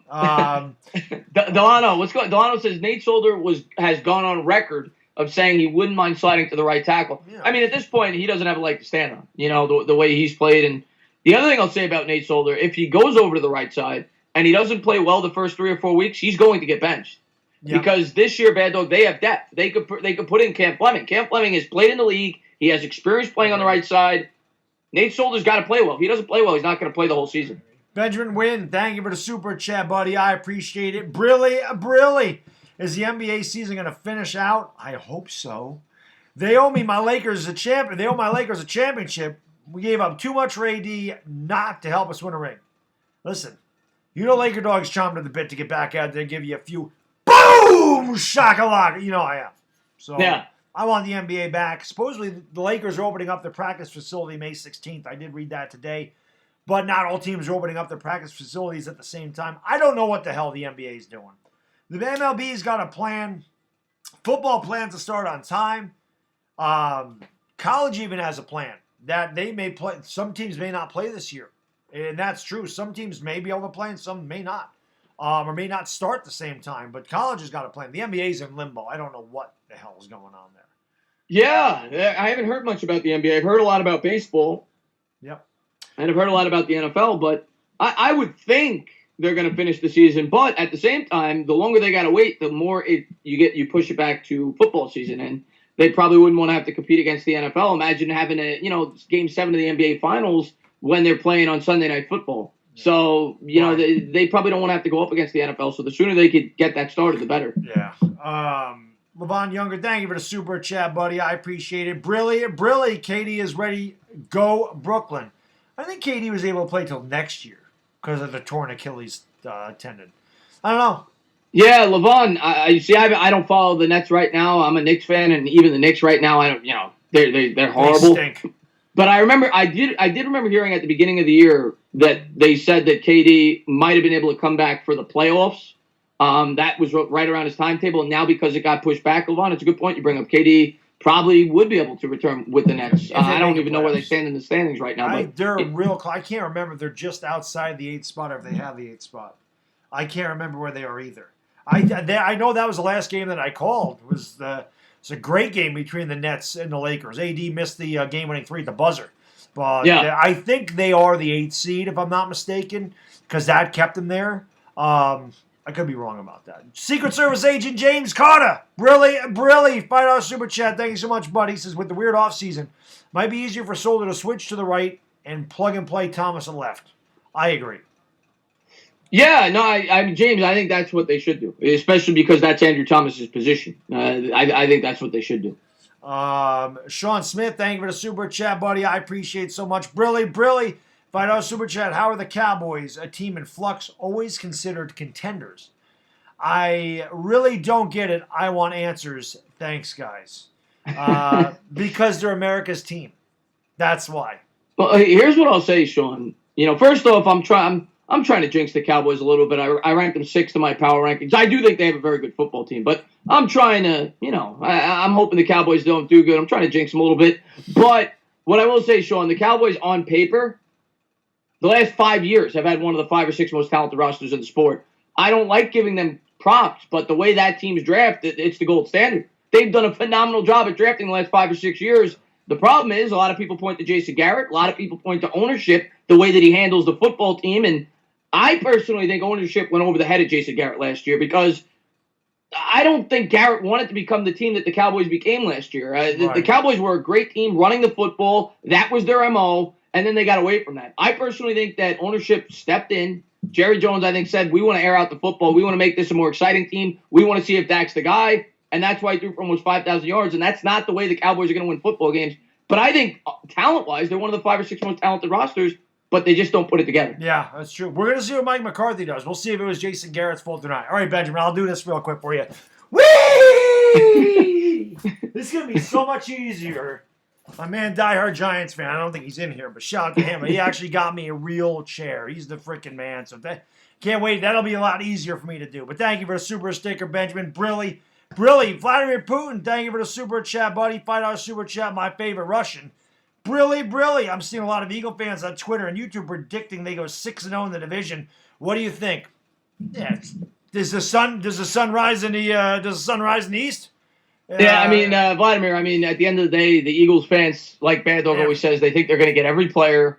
Never lose. Yeah, to me, I got a lot of ridicule. I said the Eagles, I had them 17th in my power rankings, but part of the reason I had them there is because I think they're going to have injuries. That team always has injuries. They have an injury-prone team, and they got rid of a lot of their depth.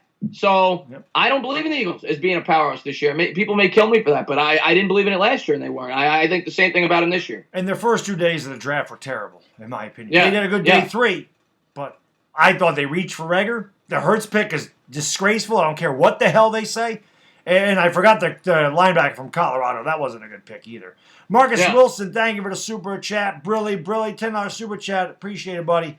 The first 5 weeks of our Giants will tell us if we're moving in the right direction. And knowing our history of starting off slow, how worried should we beat these teams? Yeah. I agree. Especially Pittsburgh and Chicago. 2 very winnable games for us.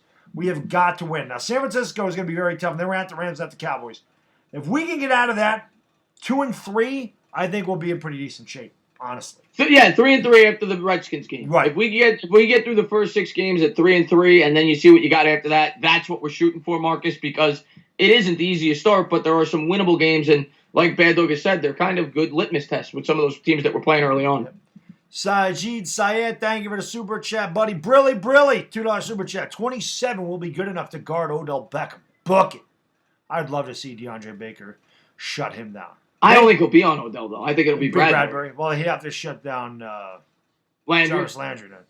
Yeah. But I would like to see Baker against Odell. That'd be awesome. L.A. Garola, man, thank you so much for the super chat, buddy. I appreciate it. Brilly, my man. $15 super chat. He says, I got us beating the Steelers. If Foles is in, we lose to the Bears. I don't like the Bears. I still don't like the Bears. We're going to beat the Bucs, probably beat either the Cowboys or Eagles once at home. Cincy and the Browns, and W's sweeping Washington. So he's got us around 8 wins? Yeah. I love that, L.A. Garola. But let's beat the Bears, and then I'll love it even more. Listen, I said if there's going to be a crazy game that they win, I would pick the Bucs game. I'm not picking them to win that game, but I would pick it. In terms of the Bears, I actually agree with you. I think Foles is I would much rather versus Trubisky than Foles. Yeah, I think Foles has some experience with Nagy. That's why they brought him in. I'd much rather versus Trubisky. But he sucks outside of Philadelphia. We know that. Yeah. No, we know that. I don't think either one's a great option, but I'd rather play Trubisky. I agree with him there. At least you don't play Dallas week 1. This is true, Steven. This is true. Baker would get cooked man-to-man versus Odell worse than Cooper did last year. No, he wouldn't. Baker's good at man-to-man coverage. That's his strong suit. He get cooked in that zone coverage. I can tell you that right now. Let's finish out the schedules. We got to Cleveland. So then we're at Baltimore. We'll finish these 2 games. We'll finish this game, go over the division, then we'll take the questions. Yeah. Okay, Baltimore. Because we didn't talk about the Cowboys, the Redskins, or the Eagles. That's a loss. Yeah, it's a loss, but the one thing I'm going to say, the silver lining, just trying to think positive. They may not have anything to play for there? They might have nothing to play for because it's so late in the year. Ravens might run away with it. Maybe they got the number 1 seed locked in. They got a 2-game lead with all the tiebreakers, 2 games to go, and they say, "Oh, we're going to sit Lamar Jackson." I'm not banking on that, but they say they're 13-1, and they're going to win every. They're locked into their seed. Yep. Maybe that's the only silver lining there, but we're not beating that football team. No, that team could win the Super Bowl this year. Yeah, because they had the best draft of anybody. I thought, on top of already being a great team. Yeah. Then obviously the division games. We'll start with Dallas. Team I think we can split with. But I've said this for the last 3 years, though. I feel like we can beat Dallas and Philly. We haven't. I just think we're a much different team. We've played these teams tough. Just can never get over the hump. And I feel like coaching is the reason we've lost these games. I feel like coaching is going to help us win. And I think that we split. I really think we split with Dallas and Philly. I don't think they're better than us. I think they're a little better, not a lot better. Yeah, the one thing I'll say about Dallas, and we'll see how they do with the new center. I forgot. I think they drafted the guy. I forgot the guy's name. Biadasz.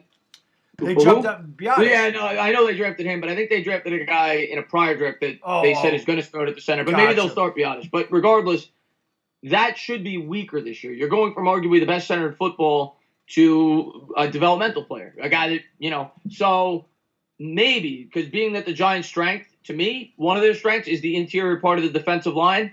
Maybe they could create some pressure this year up the middle, force them out of the pocket. Maybe they make some plays off the edge. But I'm with you. I don't think the Cowboys are going to blow us out. No. I think we could stick with these teams. I think we can. I really do. I think we could stick with the Eagles and Cowboys. I'm not saying we're going to beat them, but it's going to come down to Saquon Barkley and the running game and us being able to establish an identity, keeping our weakness, which in my opinion is our defense, off the field.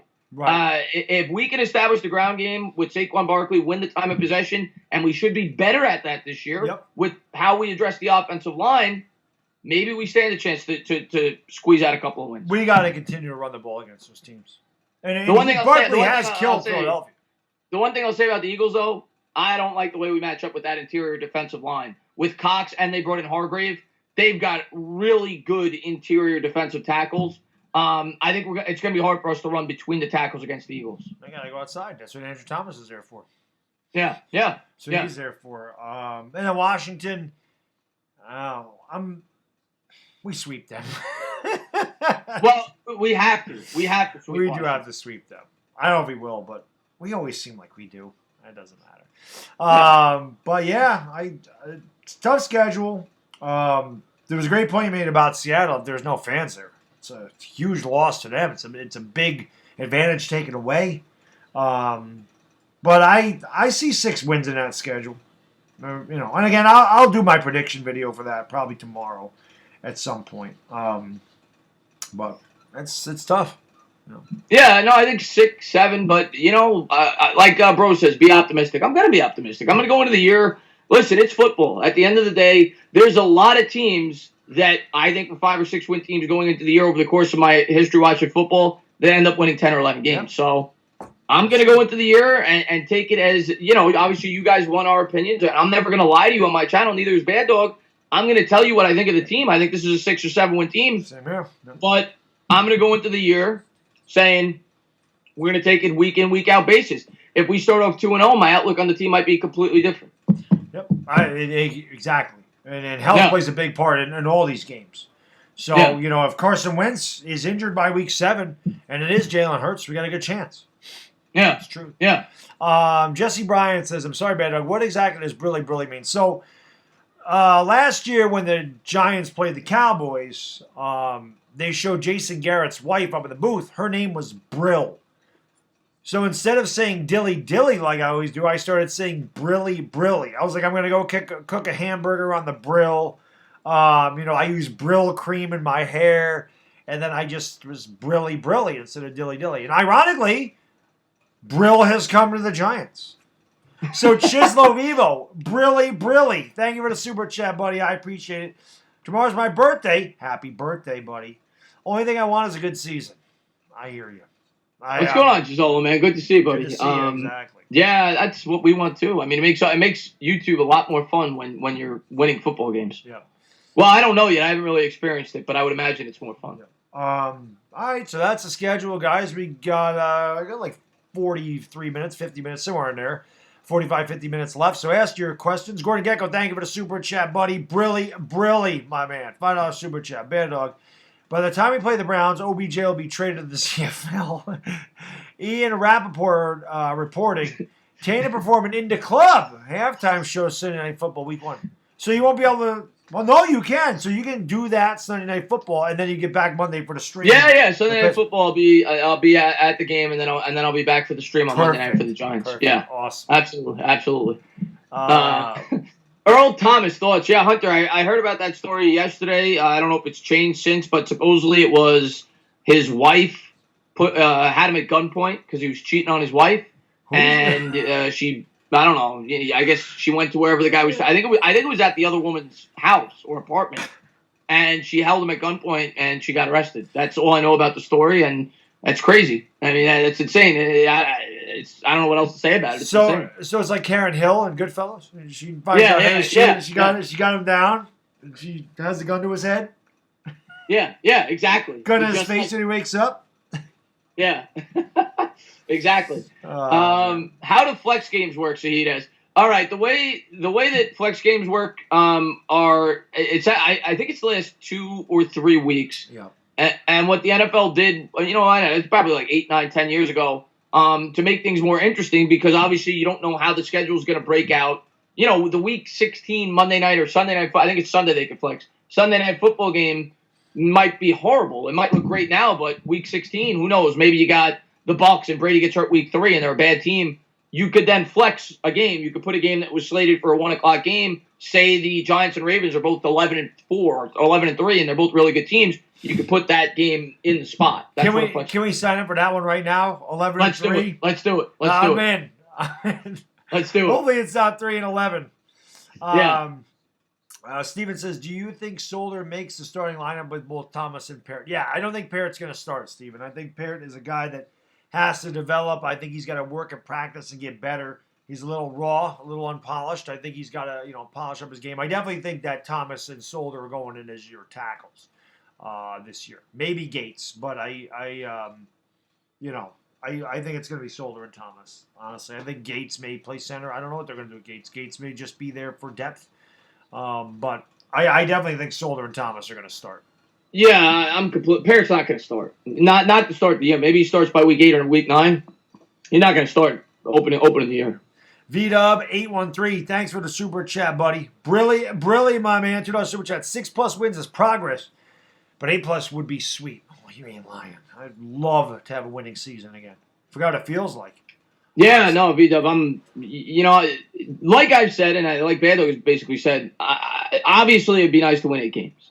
Yeah. But I'm not going to judge the progress of this team off of their win total this year. It's going to be more, did they fight down the stretch? Did they handle timeouts better? Something that Pat Shermer couldn't do. Did they stick to the game plan even when they lost the game? How was the play calling? Did they get away from the run when it was working? Did the pass rush progress over the course of the year? Did the secondary get better? Did DeAndre Baker play better? Did the offensive line take a step up? That's what I'm going to be looking at. I'm not going to be looking at the win total because I'm not going into this year expecting a Super Bowl. I'm expecting progress, and I want to see the team get better. So next year, when I think we're going to be ready to compete, are we going to be ready? That's what I'm looking for. Lloyd Goldstein says, "What do you think of Shane Lemieux?" I think Shane Lemieux is going to be the center by the end of the year, Lloyd. I don't know if he'll start week 1. He's got a chance because our center position is weak as hell. But I definitely think you're going to have Shane Lemieux be our center before the year's out. That's what I think about him. I do not. I hope you're right because I like Shane Lemieux. I think he's going to be a starting offensive lineman at some point in time. I do not think he'll be the starting center, but he definitely could. Like we said earlier, it's not like Spencer Pulley's a great center, and he's a guy I'm definitely rooting for. Tough kid, hard-nosed football player. People say he reminds them of Will Hernandez the way he plays. He needs to work on the pass blocking from things that I've read, but yeah, I think Lemieux is going to be a starting caliber guard in the NFL, whether, or a center, maybe he develops into that. I just don't think it'll be out of the gate. And I think he might be Zeitler's replacement, or, maybe he's the future center, but I do not think he'll be the starting center week 1. Yep. Afghanistan says, thumbs up the stream. That'd be great. Hey, hit that thumbs up. Got 411 in the house. Hit that thumbs up. Hit that subscribe button if you're new to the channel. We do this every week. Make sure you ring the bell. Go into the description. The link to the end of Tainah Talkin Sports channel's right there. Click that link, sub him up, ring his bell. We do this show every week. We alternate channels. So thank you all for being here. I really do appreciate it. Zing8100 says, if Gettleman gets fired, I think Judge tries to get Belichick to come in as a GM. What do you think? Is that possible? By the way, what's going on, David? Thanks for popping in the stream, man. It's anything's possible, right? He loves the Giants. He's got ties to Judge. He's got ties to the team. Do I think it would happen? Probably not. If I'm Belichick, Baddog, me personally, and maybe I'm thinking I would want to stay with New England. I want to prove I could do it without Brady. Right. And I'm not gonna be able to do it in 1 year. But if I think I still got 3 or 4 or 5 years coaching left in me, I want to prove to people that I could do it without Tom Brady. Yeah. That I was the genius behind everything. And I think his ego's gonna get that. I think he's gonna stay with the Patriots for probably 3 or 4 more years. He could. It's interesting, though. It's an interesting thought. York LG from the Bahamas is in the house. What's going on, buddy? Thanks for watching from the Bahamas. We appreciate that. Simon Z says, Chris and Baddog, don't forget we probably have a better interior defensive line than the Eagles, though. Leonard Williams did really well against the Eagles last year. He did really well against the Eagles last year. That second game, he tore them up in the first half. And then, of course, we do what we always did, and that was give the game away in the second half. Yeah. I mean, I think we have a really good interior defensive line. I do not think it's as good as the Eagles' interior defensive line. Fletcher Cox, to me, might be the best D tackle in football, and they brought in another really good one. But we do have a really good interior defensive line. We have a really good defensive line. I would say, without me looking at all the teams, but we have an above-average defensive line, and we have the makings of an above-average secondary. They're still young, but we're definitely starting to get to where we need to be to have a good defense. Sticky Fingertips, thank you for the super chat, buddy. Brilly, $5 super chat. Giants' most impactful offensive acquisition, Jason Garrett. I agree. Most impactful defensive acquisition, also Jason Garrett. Time of possession matters. Well, that was one thing I was going to say, Chris, earlier. You mentioned that they wanted to throw the ball over the place. Ezekiel Elliott had the second most carries in the NFL last year. So it's not like they didn't run the ball. The Cowboys just ran a lot of plays. But Ezekiel Elliott was second in rushing. I believe he was second in rushing attempts last year.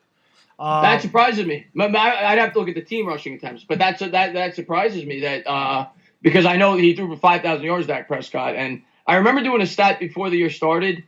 I forget what it was, but Dak's record when over the course of his career going into last year when he threw over 30 times in a game was like 8 and 20. Yeah, and when it was something horrible. And when he threw 29 times or less, it was like 26 and 4 or something. And they got away from that. He threw over 30 times for like 10 times last year. They completely changed their identity, and I thought it was a mistake.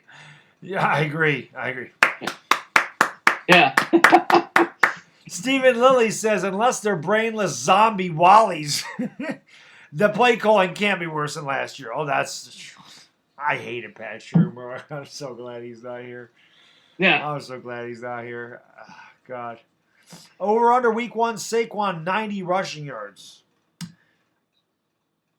I mean, the Steelers have a really good defense. I'll tell you what, if we're going to win that game, he's going over. I don't think Jones is going to be able to air the ball out on that Steelers defense. So if you think the Giants are going to win, Saquon's going over 90 yards. Yeah, I think he's going over 90 yards. I think he's going over 100. I think he's going over 120. I think Saquon Barkley is 126 yards, 2 touchdowns over the season. Go! Barkley! John Schmidt, thank you for the super chat, buddy. Brilly, $5 super chat. He says it's going to be a really tough week 1, but imagine the praise Joe Judge is going to get if we come out and beat the Steelers in prime time to open the season. This is true. Benjamin Wynn, Brilly. Give him another one of these. Whee! No, John Smith, you're absolutely right about that. And there's the we. You're absolutely right about that. I agree. If Joe Judge could ever win opening day against the Pittsburgh Steelers on Monday Night Football, yes, he's going to be the toast of the town, at least for 1 week until the fans want to get rid of him after week 2. Absolutely. But after week 1, he'd be the toast of the town. Yeah, I completely agree. It'd be amazing to get off and win. We haven't won week 1 since 2016. So, and honestly, we've won, if I'm not mistaken, we've only won 2 openers since 2009. And I think 2016 is the only time we've won since 2009. I think we've lost every other opening night. That's insane. I don't think we've won since 2009. In the last 10 years, we've won week 1 once, if I'm not mistaken. Insane. Could be wrong, but I think we have. I think we've won it once. That's insane. Which is crazy. Yeah. Danny, we got time. Thank you for the super chat, buddy. Brilly, $5 super chat. Really appreciate it. Says, how great would it be to beat Dallas in Dallas and Jason Garrett claps his way off the field to the Cowgirls? Oh, I would love that. Walking up the clap. Hey. Good job. You got it. All day we're going to see this because the Giants are going to be whooping that ass. Well, yeah, that's going to be the storyline going into the game. Jason Garrett going, especially when it's in Dallas. Jason Garrett going against his old team. And, that'll be interesting because a lot of people will probably say, it's interesting. A storyline for that game is going to be who has the advantage. Is it the Cowboys because they know Garrett's offense, or is it because he knows the Cowboys players? So that'll be an interesting storyline going into that game. I think Garrett has the advantage for the simple fact that he knows the defense's weaknesses. Yeah. And he's not going to call the same offense that he would in Dallas. We have different players. Different personnel. So I don't think he's going to call it, but I think he'll know what Dallas's weaknesses on defense, and I think that's what Joe Judge has talked about. So I think Garrett and Judge will come up with a game plan. Garrett's going to say, hey, they're weak at this, they're weak at that. And they lost a ton of players on defense. And their defense wasn't even really good last year. So you're going to say, they're weak here, they're weak here, they're weak here. And they're going to come up with a game plan and say, okay, we're going to do this with Daniel Jones. We're going to do this with Saquon Barkley. We're going to do this with Evan Ingram. We're going to do this with Darius Slayton. We're going to do these things on offense because we're going to attack the weakness on defense. I actually think Garrett has the advantage there. I actually agree with you. After hearing you say that, I agree with you. I agree with you on that. It's a good point.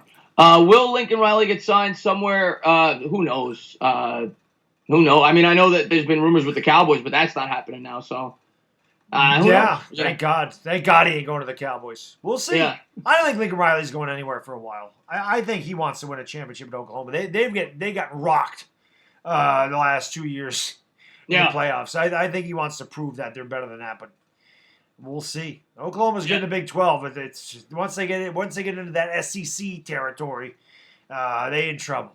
Yeah. Jacob Kaiser, thank you for the super chat, buddy. Brilly, my man, fire super chat. He says, think we drafted right guard in the second round. I think we draft right guard in the second round next year to replace Zeitler. Well, they could also use Nick Gates at right guard. That is possible. They could use Lemieux. Right. Yeah, I don't, Jacob. I personally think Lemieux might be the future. He might be his replacement. That might be the Giants' line of thinking.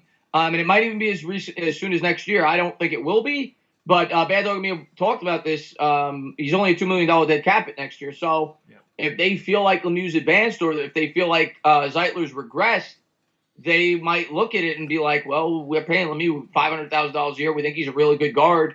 We're going to save $12 million if we get rid of Zeitler. So I think Lemieux's the future guard as of now. That may change, but I don't think they would draft a guard early. If anything, it would be a center. Yeah. Michael Vastardas says Zeitler's here to stay. They have Lemieux and Gates. Yeah, that's pretty much what we were saying there. Garrett's going to say Dallas' weakness is Dak couldn't throw a dollar bill into a dancer's panties. Dak stinks. He's terrible. That's a good one, Steven. I see Hunter says, I hope Thomas is not the next Flowers. I don't think you have to worry about that. To me, Andrew Thomas is one of the most, everything you've read about the guy, and it was like mid-season during college football. He's one of the most polished guys to come out at the tackle position. He might not have the highest ceiling as some other prospects, but to me, he's one of the safest tackles in recent history. Yeah, I agree. I don't think you have to worry about him like you did with Eric Flowers. No, definitely not. Sajid Syed, thank you for the super chat, buddy. Brilly, $2 super chat. You think we draft Jalen Waddle in the second round? I have no idea. Yeah. I don't know where we're picking in the second round. I don't know what we're going to need in the second. It's so hard. So I do those way too soon videos, and I do those. I'm talking the first pick, and I don't even know where the hell we're picking anyway. Yeah, I don't even think he'll be in the second round from some of the mocks I've seen. At least as of now, that could change, but there's no way that we could answer those questions right now. We can't even, to be honest with you, we probably can't even answer those questions the night of the draft. Yeah. Those drafts are so unpredictable. But as of now, I would say he wouldn't even be there in the second round. Yeah, we got time. Thank you for the super chat, buddy. Brilly. $5 super chat says, hey guys, my birthday's next weekend. How hard would it be to get a signed Up Tainah and Baddog hoodie from my favorite YouTubers shipped? It'd be pretty difficult. I don't have any hoodies. I got a shirt. I can do that. I'll tell you what. Yeah, I don't. Yeah, all my stuff is on the with the same site you use, and I need to update my merchandise. So that's something that I plan on doing when I get the opportunity. But when I meet you, I'll definitely take some pictures or whatever and hang out with you, and hopefully we get to go to a Giants game this year. Yeah. For sure, definitely, man. I can definitely sign you. It's not my updated shirt. It's just, I mean, like I said, I am still Baddog 7676. I'm still Mr. Baddog 7676. My channel's Baddog Sports. I can definitely send you a shirt. I don't know why you'd want my autograph. Who the hell wants my autograph? But I can definitely send you one, man. No problem. I got a bunch of shirts, so I can definitely sign one. I want to improve my merchandise. That's one thing I definitely want to do.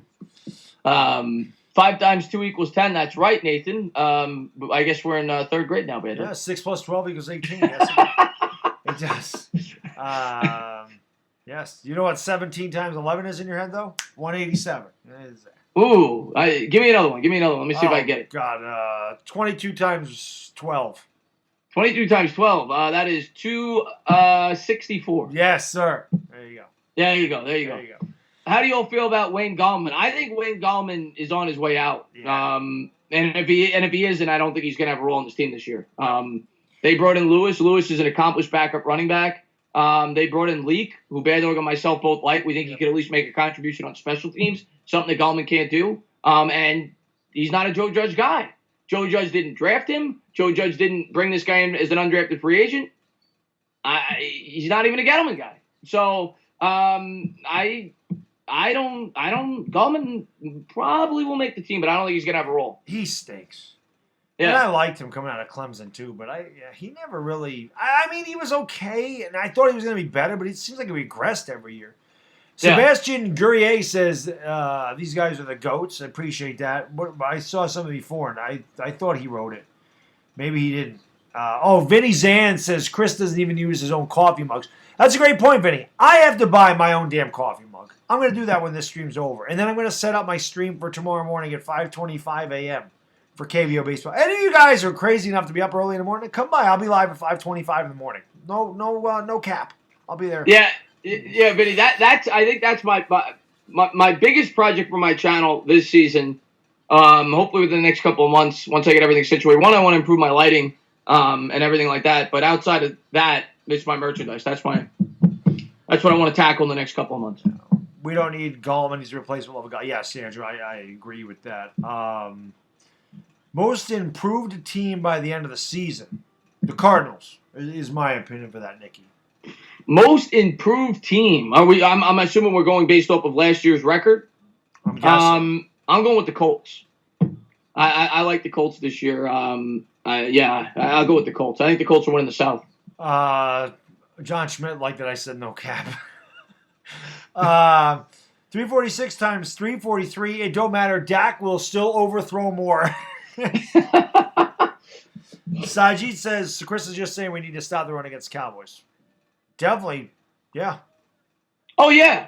I mean, against anybody, but specifically the Cowboys. Yeah, I mean, Dak Prescott historically, and I don't know the recent numbers, but I've done videos on in the past, he's below average when it comes to 3rd and 7 or longer. He's not good in 3rd and long situations. No. Now, maybe he got better last year. I haven't looked at his numbers last year in that situation. But, yeah, I mean, that's always been the game plan to beat Dak and the Cowboys, but that's much easier said than done.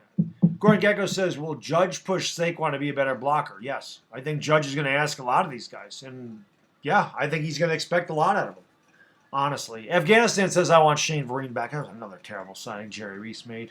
Oh, Shane Vereen. That I know a lot of Giants fans, when we signed Deion Lewis, were saying that. They're like, oh, Shane. But, I mean, it was only a 1-year deal. Yeah, so. Shane Vereen was 3 years. Yeah, Shane Vereen was such a bad – I was excited when we brought him in, Baddog, because we never had a running back really, in a while anyway, that was kind of like that. So I was excited to have that pass-catching threat out of the backfield, but it just never worked out. Nope, it never did pan out. Kid Blue's in the house with a new logo, I see. I love that logo. Brilliant, my man. He says, I'm just stopping by, showing some love. Keep it up, guys. Thank you, buddy. We appreciate that. We got to get that round table thing again, Chris.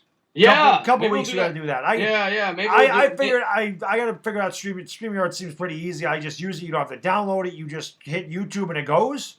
Yeah. I'm guessing. Yeah. I didn't do it. I did it off the OBS the time we did it, but I would imagine that's what you do. How did you use OBS for? I just put screen capture and put it on the OBS. Okay. Well, I should be able to do that then. Yeah, just window capture through OBS. Yeah, window capture. Yeah. Yep. Yeah. I could definitely do that. Would you rather play Dak or Dalton? Honestly, I'd rather play Andy Dalton. He's awful. Yeah, I got to go Dalton. But here's what I'll say, Mike, and I said it in my Dak video. I personally don't think I think the Cowboys are right around the same team in terms of wins and losses if Dalton plays. I could be wrong, but I think Dak has benefited from a great foundation for years. I think Dalton has not. And I think if you put Dalton in the situation Dak has been in, I think Dalton will be a pretty good quarterback. So I think the Cowboys are going to be tough regardless of who's at quarterback. Brilly, by the way, Mike, if I didn't say Brilly. My man. Kirk Cousins, thank you for the poop sticker. Brilly. Pretty much that's what he thinks of Dak Prescott, or Andy Dalton. I think that's what he was saying. I think that's what he was saying there. Yeah, I can actually poop on stream because I know you always you always that doesn't happen. It's just, I used to take care of that beforehand. But yeah, can't act that one out. Let's see. If Dak gets his contract, the Cowboys will be crippled for years. Agree, Davey Bags. I hope that they do. I hope the Cowboys do sign Dak because I completely agree with you. Cool. Ramdre says that I've seen him write this a couple of times. I've heard that Tainah is in negotiations to buy the Mets. I wish, Ramdre. I wish that I had the ability to even entertain that, but unfortunately, no, I'm not. I think that's A-Rod that's in negotiations. Yeah. Benjamin Widman, thank you, buddy. Says, all right, I'm heading out, guys. Go shove some cannolis up Zeke's ass. Benjamin, thank you, buddy. I appreciate it, man. Thanks for swinging in, my man. Much love to you. Can't wait for the Lakers to come back.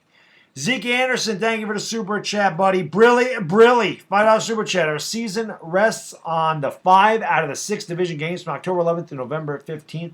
Let's shake up the world. We were mentioning that earlier in the stream, Zeke. I said the same thing. I think our season is weeks 5 to 10.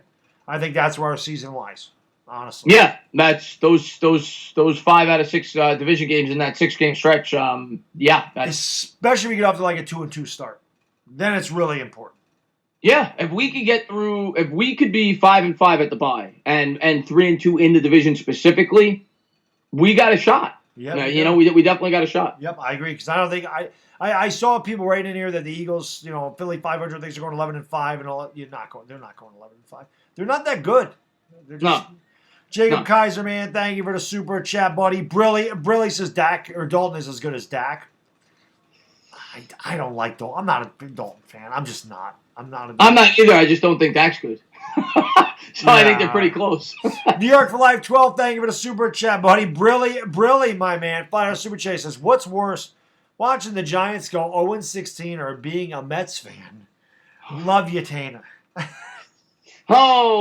It's tough. New York for Life, I'm going to tell you, and I love the Mets. The Mets and Giants are, you're splitting hairs there. I love both of them pretty much equally. But I'll tell you what, man, there is not a tougher team to root for, not just in New York. I say it all the time, in all of sports, than the New York Mets. And there's worse teams.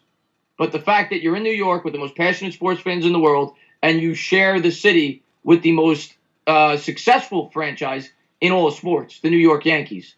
So that's my honest opinion. The Mets, anybody that's a Mets fan and a true diehard Mets fan, they're a real fan because they are a tough team to root for when you factor everything in. I tell Chris all the time, I will turn my back. He can don the pinstripes, and I will say nothing. Now, this is the thing. When I was growing up, the Yankees were awful.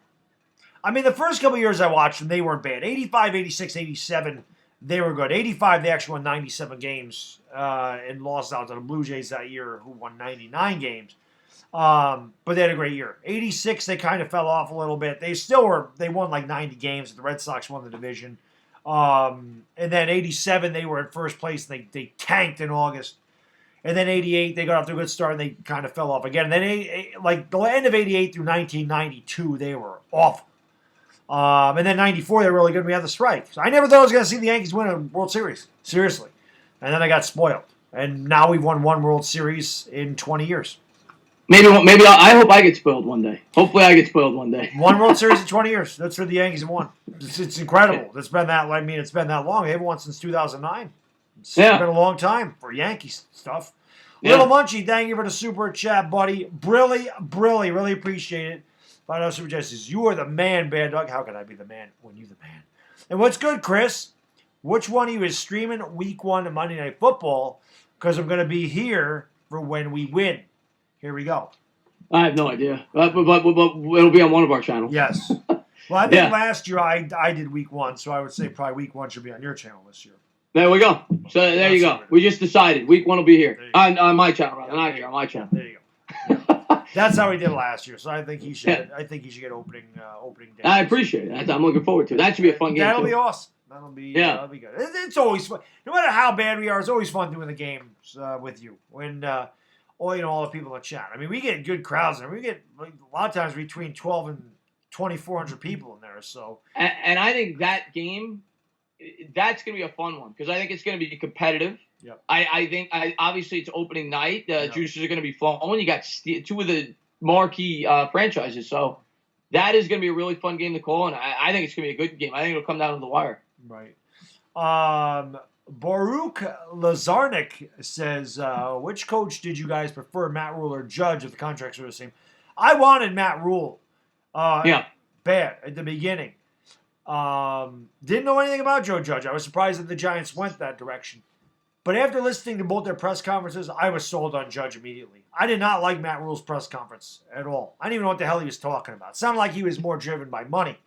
Yeah. Joe Judge sounded like a football coach to me. And as soon as I heard I was ready to run through a wall for Joe Judge. So at first I was a big Rule guy. I wanted Matt Rule. But I'm glad we got Joe Judge.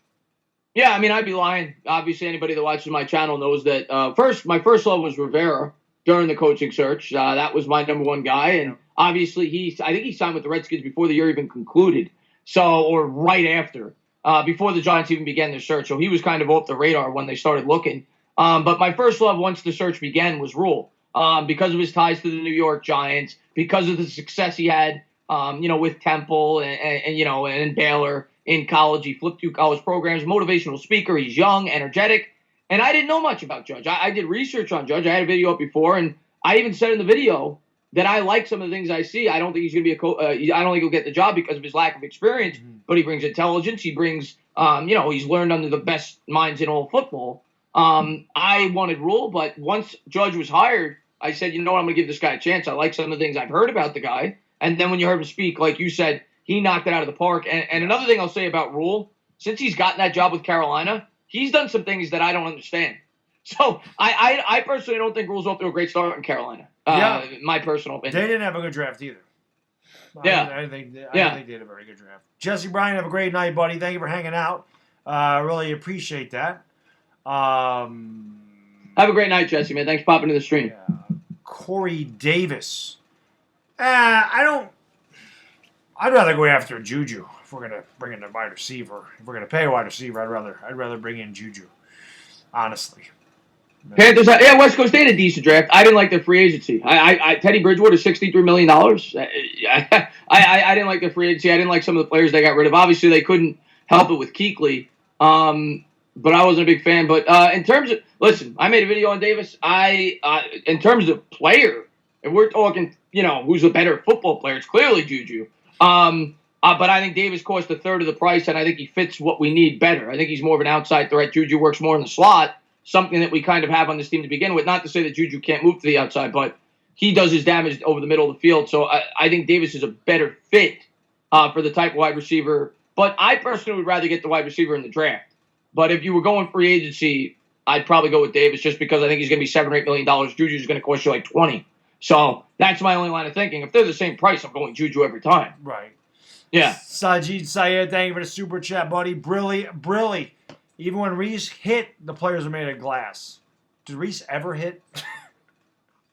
Yeah. He hit on Odell Beckham. He hit in 2007. But yeah, no, he's right. David Wilson, injured. Kenny Phillips, injured. Steve Smith, injured. Victor Cruz, injured. So he is right. I mean, what he did. JPP. Wilson. Did you say Wilson? I did say Wilson, yep. JPP blew his fingers off.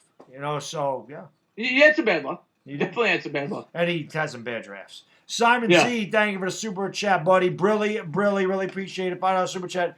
Sup, my guys.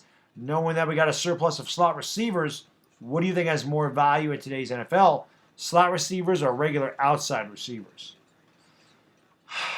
It's a great question. They go hand in hand, in my opinion. It's a great question because I did a video on this. Not how much more the slot's being used over the last decade. It's like they used to use it. It's like triple what they used to use it like 10, 15 years ago. So the middle of the field is used a lot more. I think you want guys that can do both. You want versatility, like Joe Judge says. A guy like Juju Smith-Schuster, maybe, who hasn't really shown he could do it on the outside. Odell Beckham was a guy that could have done both. Victor Cruz was a guy that could have done both. You want guys that could kind of do both, that aren't really married to one or the other in an ideal situation. But the more you can work over the middle of the field, the better. That's what the league's all about. That's how I think offenses have kind of combated good pass rushes. They've gotten the ball out in 2 seconds. And they use the slot receiver to do that. Which is exactly why in today's day and age you got a bunch of teams with a ton of corners, a bunch of nickel corners to try to get rid of that, to try to cover that slot receiver. But that's a big part of the game is there's those quick 3-step drops, get the ball out, get the ball into your receiver's hands, and nullify the pass rush. That's exactly what it is. So I think Sterling Shepard's a guy that can play both slot and outside too if he's healthy. Michael Vistartis, thank you for the super chat, buddy. Brilly, my man. $2 super chat. He says, when Rule took Derek Brown, I knew JJ was our guy. Yeah, I don't know. I don't like Derek Brown. I didn't like the Panthers draft. That was just me. It wasn't terrible. It wasn't the Packers. But, I don't know. I wasn't. Yeah, I didn't hate Derek Brown, but if I'm going defense there, I would have went Simmons. But, especially with Kuechly gone. But, Derek Brown, they did need an interior defensive lineman. But, yeah, from what I've seen with Rule, I haven't been overly impressed. But it's early. It's definitely early. And we'll see how they do as a coach. Rule's definitely had a good track record as a coach. My man, Jeremy Bramlett, thank you for the super chat, buddy. Brilly. Hope you're staying safe. I know you're a truck driver, so I hope you're staying safe, my good man. Good to see you. $5 super chat, and he says, he's a Cowboys fan. And he says, oh my God, we don't play y'all first games. Yay, thank God. For you, Jeremy, may I say this? Jason Garrett, just a little ovation. Yes, thank God we don't play the Cowboys. Because I was hearing some things about, the schedule leaked. Cowboys and Giants are going to play week 1 again. It's not going to be interesting and all this stuff. I think it was, what's the... NJ.com. NJ.com, thank you. NJ.com. I tell you, that newspaper sucks. I'm sorry. Does. I don't know if the writer's listening here, but it's not just on this story today. They've missed on so many stories, and they're horrible. I used to go to them, for some videos. I don't even look at them anymore, and that's why I didn't make a video on it today. They said pretty much definitively they were going to start with the today Cowboys. that the Giants were playing the Cowboys week 1. It didn't happen. Yeah. Yeah. No, I agree. I read that too. You know what they are? Maybe meteorologists write that paper because they never get anything right either. They miss on everything too. I can't believe it's going to snow here Friday. Are you kidding me? Are you serious? Going into May 9th, it's going to be 42 degrees on May 9th here. What a joke. What a joke. Jacob Kaiser, thank you for the super chat, buddy. Brilliant, my man. $5 super chat. If we win the division and Jones is MVP, what's ESPN going to say? Oh, that'd be the greatest. To try to hear Stephen A. Smith eat his words.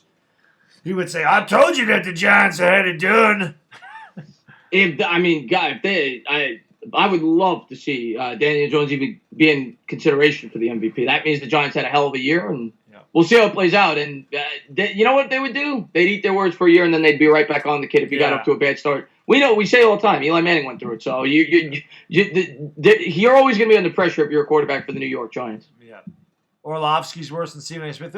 They're pretty much all bad on ESPN. Yeah, that's how it is. Yeah. I saw Hazelnut, man, great subscriber. He had an interesting question. Chris the Baddog, if you were each pro wrestlers, which wrestler from the WWF would you each pick to be your tag team partner? Oh, Stone Cold. I was gonna say I don't watch wrestling now. I can tell you about wrestlers when I watched. I guess I'd go with The Rock. Yeah, Stone Cold either Stone Cold or the Ultimate Warrior for me. I freaking loved the Ultimate Warrior. I love Macho Man too. Yeah. When I was a kid, but yeah, I think I'll go with The Rock. Yeah, I gotta go with Stone Cold. Stone Cold is my guy. I freaking love Stone Cold. Yeah. So wrestling was great. They had Stone Cold and The Rock at the same time with The Undertaker, Bret Hart, Mick Foley. God, it was such a Triple H. Even though I don't really like Triple H, man, they had a good one. Who's my favorite Giants beat writer? Tulsa said. That's a good question. You know what? I like Art Stapleton. I think he's a pretty good writer. I'm trying to think who else. I'm not a big fan of Rannon. Yeah, I'll go with Stapleton. What's his name? I always quote him all the time from SNY. What's his name? Sal. No, he's an Italian guy. Well, Sal's not Italian. Well, he is, but I'm thinking of another guy. Vacchiano, Ralph Vacchiano. That guy over there. I'll go with Vacchiano, and I'll go with Stapleton. All right, Stephen Lee, have a great night, buddy. Great morning, wherever you are. Thank you for being here. Stephen Lee was in the baseball stream the other night, so maybe I'll see him. Maybe I'll see him in a few hours for some KBO baseball. Have a great night, buddy. Thanks for hanging out. Thanks for being an awesome subscriber. Both of our channels, man. You're the man. He is. Yeah, they all got Vacchiano. Yeah. You know. Comeback player of the year. Phillip Rivers, I'll go. Comeback player of the year. Oh boy. Trying to think about a really bad season. How about Ben? Nah, Juju Smith had a bad year. Ben's gonna suck. God. I can't be Barkley because he, Baker Mayfield could be a good one. Yeah, Baker's definitely a good one. Maybe Odell Beckham. Yeah, maybe Odell Beckham. I'm going with Rivers. I think Rivers gonna have a good year. I'm sticking with him. Jacob Kaiser, thank you for the super chat, buddy. Brilliant. $2 super chat. Thoughts of North Dakota State's quarterback? How good is he? I don't watch Division II, so I couldn't even tell you. I don't know if he's asking about the guy the Giants just signed or if a guy that actually plays for North Dakota State. I don't remember. I know Cookman, I think his name is. I don't think he played for North Dakota State, though. So, if that's what you're talking about, I don't know enough about him. Yeah. Rivers, Dwayne, Rivers, here's my thought process with Rivers. 1, he's going to play in a dome. 2, he's playing behind the best offensive line in the sport. 3, they drafted him 2 really good playmakers in the draft. They drafted him the running back from Wisconsin, who ran a faster 40 time than Barkley. Yeah, and Taylor. And they drafted him a really good wide receiver. They drafted him Pittman from USC. I think Rivers going to have a good year. I think the Colts are going to have a good year. Well, they had a good year a couple of years ago. So, when Andrew Luck was the quarterback, obviously, it makes a big difference. So, we'll go for like another 10 minutes and we'll call it an evening because, like I said, I got to get some sleep and be up and streaming 6.5 hours. I'm insane. But asked this before. Should the Giants sign Cam Phillips? 455 yards, 9 touchdowns in 5 games. Another guy I don't know enough about, Sebastian, for me to answer that. But I try to answer questions when people say they asked it before. Yeah, I don't know much about Cam Phillips either, honestly. Davey Baggs says trade Ingram or no. I don't think the Giants would trade him. They just picked up his 5th-year option, so I think he's hanging out here. Honestly. You know what, Baddog? I'm curious. Give me your super sleeper team. Give me a team that's projected to win 5 games. That most people have at the bottom of the league that you think could make the playoffs. Cardinals. That's everybody's pick, though. I'm going to go a little more off the beaten path because it seems like everybody's high on the Cardinals. I'm going to go with the Bears, and I'm sticking with the Bears. And a lot of people think they're bad. They're my super sleeper this year. I'm sticking with the Bears this year. They'd have to be super sleeper because I just don't like Foles. Outside of Philadelphia, he's never succeeded, and Bears have nobody on offense. I don't know. I don't know what they're. I'm going with the Bears. If you count the Broncos, I'm going with the Broncos. But the Broncos to me, I don't know if anybody listened to the Broncos, but the Broncos to me seems like a team that everybody's bought in on. But if you're going to count the Broncos, I would say the Broncos. Prison Mike and Sticky Fingertips, thank you guys for the super chats. Brilly, $5 super chats. Prison Mike says, I feel Evan Ingram is the key to next season. We need him in the worst ways this season. Yes, we do. Big time target for DJ, also hoping Baker to become number 1. I'm thinking he means DeAndre Baker. But, yeah, I agree. Evan Ingram's a huge part of this offense. Got to be this year. Yeah, no, for sure. He's got to stay healthy, but, yeah, he's our best weapon. Sticky Fingertips says, who's your favorite Cowboy, Redskin, and Eagle players of all time? For me, it's Brian Dawkins and Champ Bailey, Marion Barber. For me, it would be favorite. I hate it. For Eagles, I don't think I have one. Eric Allen is my favorite Eagle of all time. I've said that a bunch of times. Eric Allen. Redskins would probably be Gary Clark. No, I'm sorry, Darryl Green. So it's Eric Allen, Darryl Green, and secondary guys. Eric Allen, Darryl Green, probably Troy Aikman for the Cowboys. I don't know. I never had a problem with Troy Aikman. I remember Darryl Green growing up as a kid. He played forever with the Redskins. I hate those teams so much. It's hard for me to give you a favorite player. I'm not giving you an Eagle. I hate all their players. I'm not giving you an Eagle.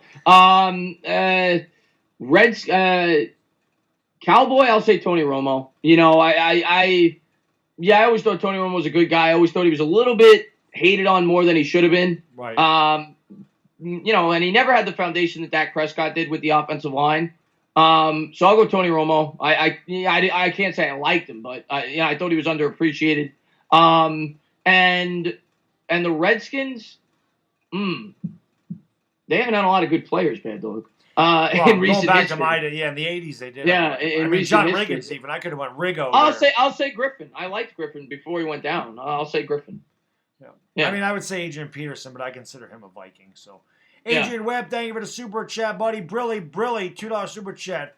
Starting 5 defensive backs in your opinions. I'll let you go first in that one. See, that's a great question, Adrian, but it's a positionless defense, so it's kind of hard. I think it's going to be matchup based. I think every week they're going to change who they got back there, but I mean, I think Peppers is going to be involved no matter what. I think Xavier McKinney is going to be heavily involved. I think DeAndre Baker is going to be involved. I think Bradbury is going to be involved, and the last one's tough. It could Julian be Love. Love. What is that? I said Love, yeah. Yeah, it could be Love, or it could. Why do I keep forgetting his name? The kid from UCLA. Darnay Holmes. Darnay. Yeah, to me, it's either Darnay Holmes or Love, but they could go. They could show a lot of different looks there, but that to me is the favorites right now. I agree. Yeah. EJ877, thank you for the super chat, buddy. Brilly, $2 super chat. He says super sleeper, New York Giants. I like that. I would love that. It could be. EJ, it could be. I'm not. Here's the thing with the Giants. For the Giants to be that super sleeper, Daniel Jones would have to have a gigantic jump. I'm talking Carson Wentz-like jump, year 1 to year 2. MVP. Like play at an MVP level. And I don't know if he's ready for that, especially learning a new offense and everything else, and doesn't have the greatest weapons in the world in terms of the throw to. That is how the Giants would be that sleeper. Daniel Jones would have to be one of the top 5 or 6 quarterbacks in the league.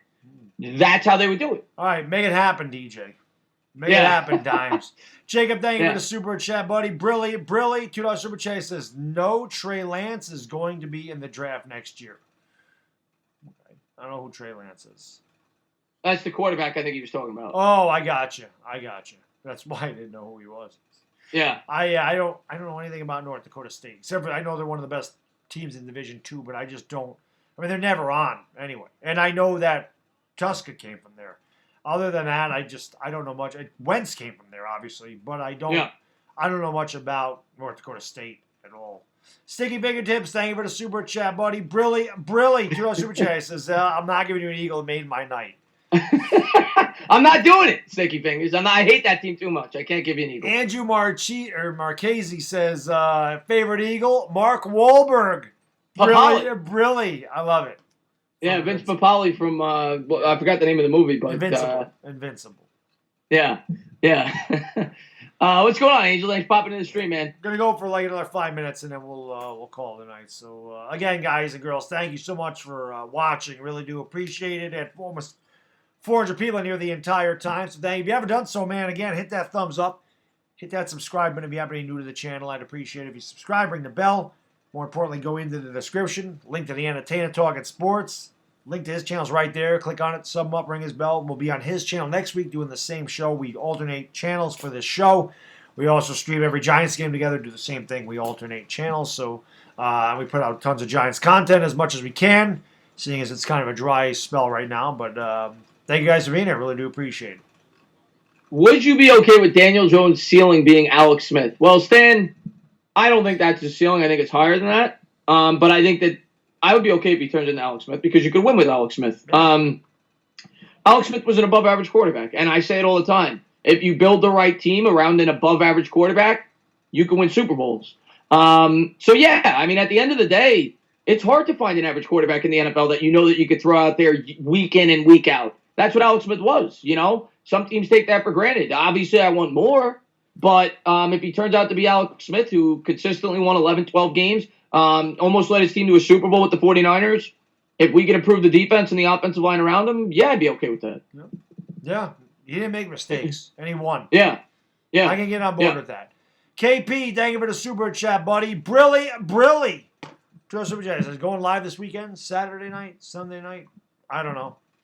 Yeah, I'm gonna go live someday. I don't know which day. I'll probably go live Saturday because I haven't been live since last Sunday. So I'll probably go live Saturday. I'm trying to slow it down a little bit because there's not a lot to talk about right now. Yeah. But I'll try to. I'm probably gonna go live twice a week in the future. Once on like Saturday or Sunday. Once like Monday or Tuesday. Yeah. Plus the Giant show. But yeah, probably Saturday. I don't know if I'm gonna do the UFC or just do a Q&A hangout. But I'll be live probably Saturday. Then I'd probably go live Sunday if I go live. So. Yeah. Somebody said, what time's the baseball stream, Nick? Yeah, I'll be live at 5:25 in the morning for that. Tomorrow. Yep. So 6 hours, 6.5 hours. And Marjorie, I saw that. I didn't get to watch it because I was making my video and I had to get ready for this, but I saw that Joe Judge was on the NFL Network tonight. I'll probably watch it back. And I'll probably make a video on that if there's some interesting quotes from what he said yesterday, Marjorie. But he's always fun to break down the interview and the quotes. He's really good at it. Yep, he's awesome.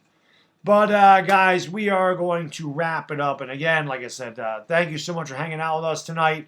It's a tough schedule, but there's some winnable games in there, and maybe we can steal a couple. It's always optimism. You know, we always look at this and go, yeah, we can win this game, we can win that game. But a lot happens in the NFL season, so we'll see what happens. Injuries play a big part of it. I'm anxious to see what the coaching staff does. I'm anxious to see this offensive line. I'm just anxious to see football.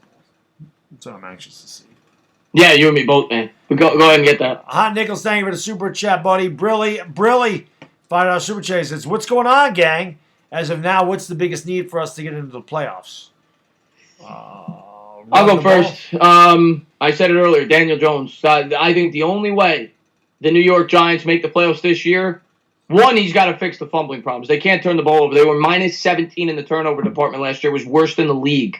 They got to be at minimum league average. They got to improve the time of possession. But Daniel Jones has to play like a top 5 or 6, maybe top 8 quarterback this year if you want any hope of making the playoffs. Yeah, I agree. Daniel, they got to win the turnover battle, and they got to get off the field on third down. They got to win time of possession. That's to me, win the turnover battle, win time of possession. I think that gets it done. Honestly. Yeah. Jacob Kaiser, thank you for the super chat, buddy. Brilly, $2 super chat. Trey Lance had 42 touchdowns, no interceptions as a freshman year. It's impressive. But again, it's D2, so I don't know enough about. I don't know anything about him. I can't say anything. And at this point we got our quarterback. Yeah, that's true. Subu23, thank you for the super chat, buddy. Brilly, 279 Canadian. Everyone have a great weekend and be good. You too, man. Yeah, all you guys and girls have a great weekend. Or maybe I'll see you tomorrow early in the morning. But as always, yes, Jedi, early in the morning, 5:25, like 6.5 hours. So yeah, I gotta, end this and set up the new one for tomorrow. Get some damn sleep and be ready to go. So again, thank you guys for being here. Really do appreciate it, Chris. Got anything to say? Yeah. No, man. Of course, as always, thanks for having me on. Love doing the show. Looking forward to doing it next week. And yeah, I mean, we see all the regulars in here every week. Afghanistan, Last Jedi, Sports Expert, everybody. I saw Lloyd was in here earlier. Yeah. I tried to shout everybody out. I can't remember everybody. Delano. Joe Lutz. Joe Lutz. Happy birthday to Joe Lutz if you're still watching. Word, great subscriber, Muhammad, stupid videos. Marjorie, I saw was in here earlier. Sabrina's in here. Yeah. So, all the regulars are in here. You guys always support us. You guys always come into the streams and show us so much love and support. And I just want to say, I mean, even when there's not a lot to talk about right now, both of us are going to continue to do the show, continue to put out as much Giants content as we can. And thank you for your support. It means the world to both of us, man. That's why we work as hard as we do. So thank you for continuing to support both of our channels and showing us so much love and support on our channels. Absolutely. Couldn't have said it better myself. So for the Up Tainah, it is the Bad Diggy Dizzle. Enjoy the rest of your night. And hey, I'll see you guys in 6.5 hours. We are gone. Peace!